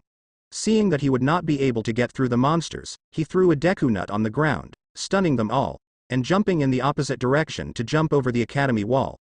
When he reached the wall, he looked toward Iruka and waved to him to make sure that the man knew that he was going to catch up with him later on. Iruka watched as Naruto vanished past the wall and hoped that he would be able to get back the rest when he could. He looked and saw the rest of his class and the Hylian class that joined his were all running past the gate. He ran to join them and escort them somewhere they could be safe. Naruto landed on the other side of the wall and saw that some of the Deku Babas were popping up there as well, though not in as much quantity. He ran parallel to the wall and wondered again. What the hell is going on? What Naruto didn't know was that it was happening all over the village. Villagers were running from the Deku Babas that were coming out of the ground while the shinobi were taking them out as best they could. But even if they could easily destroy them, their abundance was making it difficult. Not to mention that they would come up from the ground at random. But the biggest problem was that there were still civilians running the streets, which made it impossible for the shinobi to use their jutsu as they were trying to avoid casualties. Kakashi sliced up a few of the Deku Babas that were attacking a group of civilians before pointing in the direction of the village gates. Head to the gates leading out of the village. I was informed that they are inside the village walls only. The family nodded before they ran off in that direction. Kakashi watched them leave before doing a hand sign and making a shadow clone. Follow them, make sure they make it. The clone nodded before going to escort the family. Kakashi sighed as he felt his chakra levels drop. That's the 5th clone I made and I can already feel my chakra draining from it. He didn't use his Sharingan as it was a major drain of his chakra and he didn't know how much he would need, especially since when the village was free of civilians, the shinobi would be able to use jutsu to wipe out the enemies. You're getting sloppy, Inu. Kakashi looked up to see Neko dropping down and cutting 4 of the Deku Babas into pieces. I've been off Anbu duty for a while now. Neko sliced another of the Deku serpents before turning to Kakashi. All because you were getting ready to become an instructor. I praise you for that. Kakashi shrugged before tossing 5 kunai behind him at another group. I plan on honoring my sensei by making sure his son is a capable shinobi. Neko nodded as she continued to fight off the monsters. Any word on the academy? Kakashi kicked away one of the babas before spinning in the air and cutting off the head of a serpent before he dug his kunai in its head. I got word that the academy was hit just as hard and all the students are heading out. Instructors will know the head out of the village when they see that the shelters are inaccessible. Neko nodded as it was something the instructors would know to do. She brought her sword down in a vertical slash at one of the babas before her instincts told her to jump. She followed them and jumped back in time to avoid a sword strike. She landed next to Kakashi as they both faced this new enemy. Both were shocked by the sight. The new enemy was a walking skeleton with nothing but tattered clothes on it and a set of floating orange orbs in the sockets for eyes. Kakashi looked the skeleton over and couldn't help but wonder where it came from. The clothes were the oddest thing about it as they were simple shirts and pants, despite them being in shreds. But as he looked at it, he saw a few more of them coming from around corners before turning to face them. That was when a shock hit him. Some of them were wearing shinobi attire. Worn out, torn out, shredded, and barely recognizable, but they were wearing Chunin and Jonin jackets. The Uzumaki symbol seen on the back of one that tripped helped him figure that out. What the hell? Neko was just as shocked, but neither she nor Kakashi had the chance to figure it out as the skeletons began to head their way. They charged at the skeletons and found them harder to beat than the Deku Babas. Some of them were able to block some of the shinobi strikes with the shields that they carried before striking back with their swords. Being nimble, Kakashi and Neko were able to avoid the attacks, but even when they successfully landed a hit, they would get back up and continue. Kakashi decided to amp things up as he pulled out a kunai and channeled his chakra into it, causing it to burst into lightning. With his lightning-enhanced kunai in hand, he began to cut away at the enemies. Their shields still posed a problem since his kunai found it difficult to break through, for reasons Kakashi didn't have time to figure out. Yugo didn't have the luxury of enhancing her blade as Kakashi did as her affinity was earth. That didn't mean that channeling chakra into her sword didn't help its cutting capability. After they cut down 10 of them, they looked up to see more of them coming at them. Kakashi sighed as wondered where these things were coming from so they could find it and stop it. Iruka and the instructors were leading the students to the west gate in order to evacuate the village. Once he knew that the students were safe, he would return to the academy to help clear it out. So the faster they got out, the better. The Hylian instructors helped by using their bows to shoot arrows at enemies from afar while the shinobi would defend them at close range. Even the students were helping however they could with their kunai and their own bows. They had to stop when the skeletons began to show up and close range began to be the preferred method. Iruka was handling his own as one of the skeletons came too close for his liking. He was able to kick the head off of it before looking at his class to see that they were doing well for a group of kids. Everyone alright? Ino threw a kunai at a Deku Baba before answering the teacher. We'd be better if we weren't in the middle of a fight. Shikamaru looked over to Iruka as he spoke. We need to get moving. The longer we stay here, the more likely that we will be surrounded by these things. Iruka nodded as he was about to continue moving them as the other class began to move again. Alright, everyone, we should make sure. Iruka. Iruka looked to see Kiba pointing behind him. Turning around, he brought his kunai up to defend himself from whatever it was Kiba saw, but he froze at the sight. Coming their way was another one of the skeleton's monsters, but it was its appearance that got him. It was wearing a Chunin vest that was ripped at the bottom and on the top of its head was a familiar set of blue-silver hair. Mizuki. The Mizuki skeleton moved toward the class with a rusted kunai in its hand and brought it up to stab Iruka. Iruka shook himself out of his shock as he brought his own kunai up to block Mizuki's. He held back the attack before he parried it and kicked Mizuki in the chest. He saw that it was only stunned for a moment before he reached into his kunai pouch and grabbed a tag. He wrapped it around the handle before running toward the once man now skeleton. He ducked under the swipe Mizuki threw before he jabbed his kunai at its chest. The blade stuck into the jacket before he jumped back when he saw the tag begin to sizzle. Mizuki shambled toward Iruka, not caring about the sizzling tag on him, before it exploded. Everyone covered their face from the dust cloud before they looked toward where Mizuki once was only to see that he was destroyed. Iruka stared at the spot as his mind tried to think about what had happened to the man to turn out like that. After a minute of thought, he remembered something that he was told some time ago. When adults get lost in the Lost Woods, there is a chance that they would be turned into a skeleton monster by the name of Stalfos. This was the first time he had seen one, so that was why he didn't know. This means that all of them are the adults that were lost in the woods, or in Mizuki's case, thrown in there. Iruka. He shook his head to get out of his thoughts before looking at his students. Getting back to the problem at hand, he moved to his students. Alright, let's get going. We have to clear the area for the shinobi. He moved the kids out toward the gate with his mind still on Mizuki. If Mizuki is here, does that mean that the monsters are coming from the Lost Woods? This was just speculation, but it was the only one that would make sense if these Stalfos were anything to go by. Even as he moved his class, the thought of the Lost Woods reminded him of the student that was separated from them. Where are you, Naruto? What the hell? Naruto was jumping around as Deku nuts were being shot at him at a fast pace and not letting him get any breathing time. As he jumped away from the spot he landed on, he threw his head back to avoid one that would have hit his head. Due to the random move, he flailed in the air before crashing to the ground. He had to roll as another barrage of nuts impacted the ground he was once at. He jumped to his feet and ran away as he looked over his shoulder at his attackers. It was a group of Deku scrubs that were chasing him. They had come out of nowhere and began to chase him, causing him to run through the trees to get some cover. He was being pushed further into the village, which was the opposite of what he was trying to do. He ducked under another shot and watched as it flew into a tree, leaving a very sizable dent in it. Why the hell are the Deku scrubs attacking me? He knew that the denizens of the Deku Kingdom were mostly peaceful and were allies to Konoha. It didn't make sense for them to attack, since they even stated that they preferred the swamplands that were within the large forest Konoha was located in. Naruto continued to run, duck, dip, dive, and dodge the projectiles as they continued to chase him. He broke through the tree line of the trees before he rapidly dug his feet into the ground to try and stop him as he saw a Stalfos in front of him. He was unable to stop in time and yelped as a sword came swinging at his head. Thankfully, he lost his footing and fell backward, under the blade, and slid on the dirt. Once he stopped, he rolled on the ground to avoid the sword swinging down on him. He jumped to his feet and jumped over another Stalfos and was able to get up to the tree branches. He was able to get a breather as he saw that the Stalfos were unable to climb and the Deku scrubs were looking around for him. It looked like they had lost him. He took a deep breath as he had a moment to himself.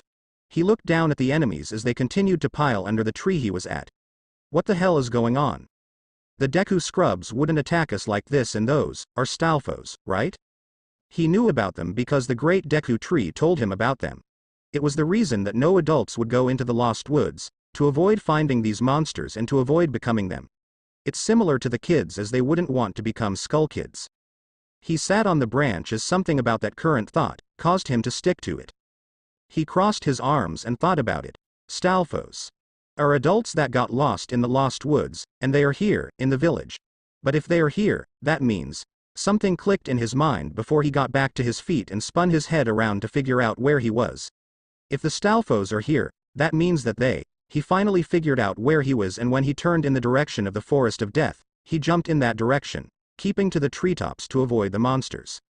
It took him 10 minutes to get there, which was longer than he would have liked, and when he saw the gates to the Forest of Death, he saw the monsters coming from within. Crap. He began to panic as he was hoping that his thoughts were wrong, but now, dread filled his heart. Thinking about what he should do, he gulped down before reaching into his pocket and pulling out some Deku nuts. Taking a breath, he threw a pair of them at the gate entrance, stunning the monsters, before he jumped down and ran past them so he could make his way to the Lost Woods. If monsters are coming from the Lost Woods, Then that means they could be in Kokiri village. He pushed his speed as much as he could as he worried about his friends and their home. Please be okay. Thanks for watching.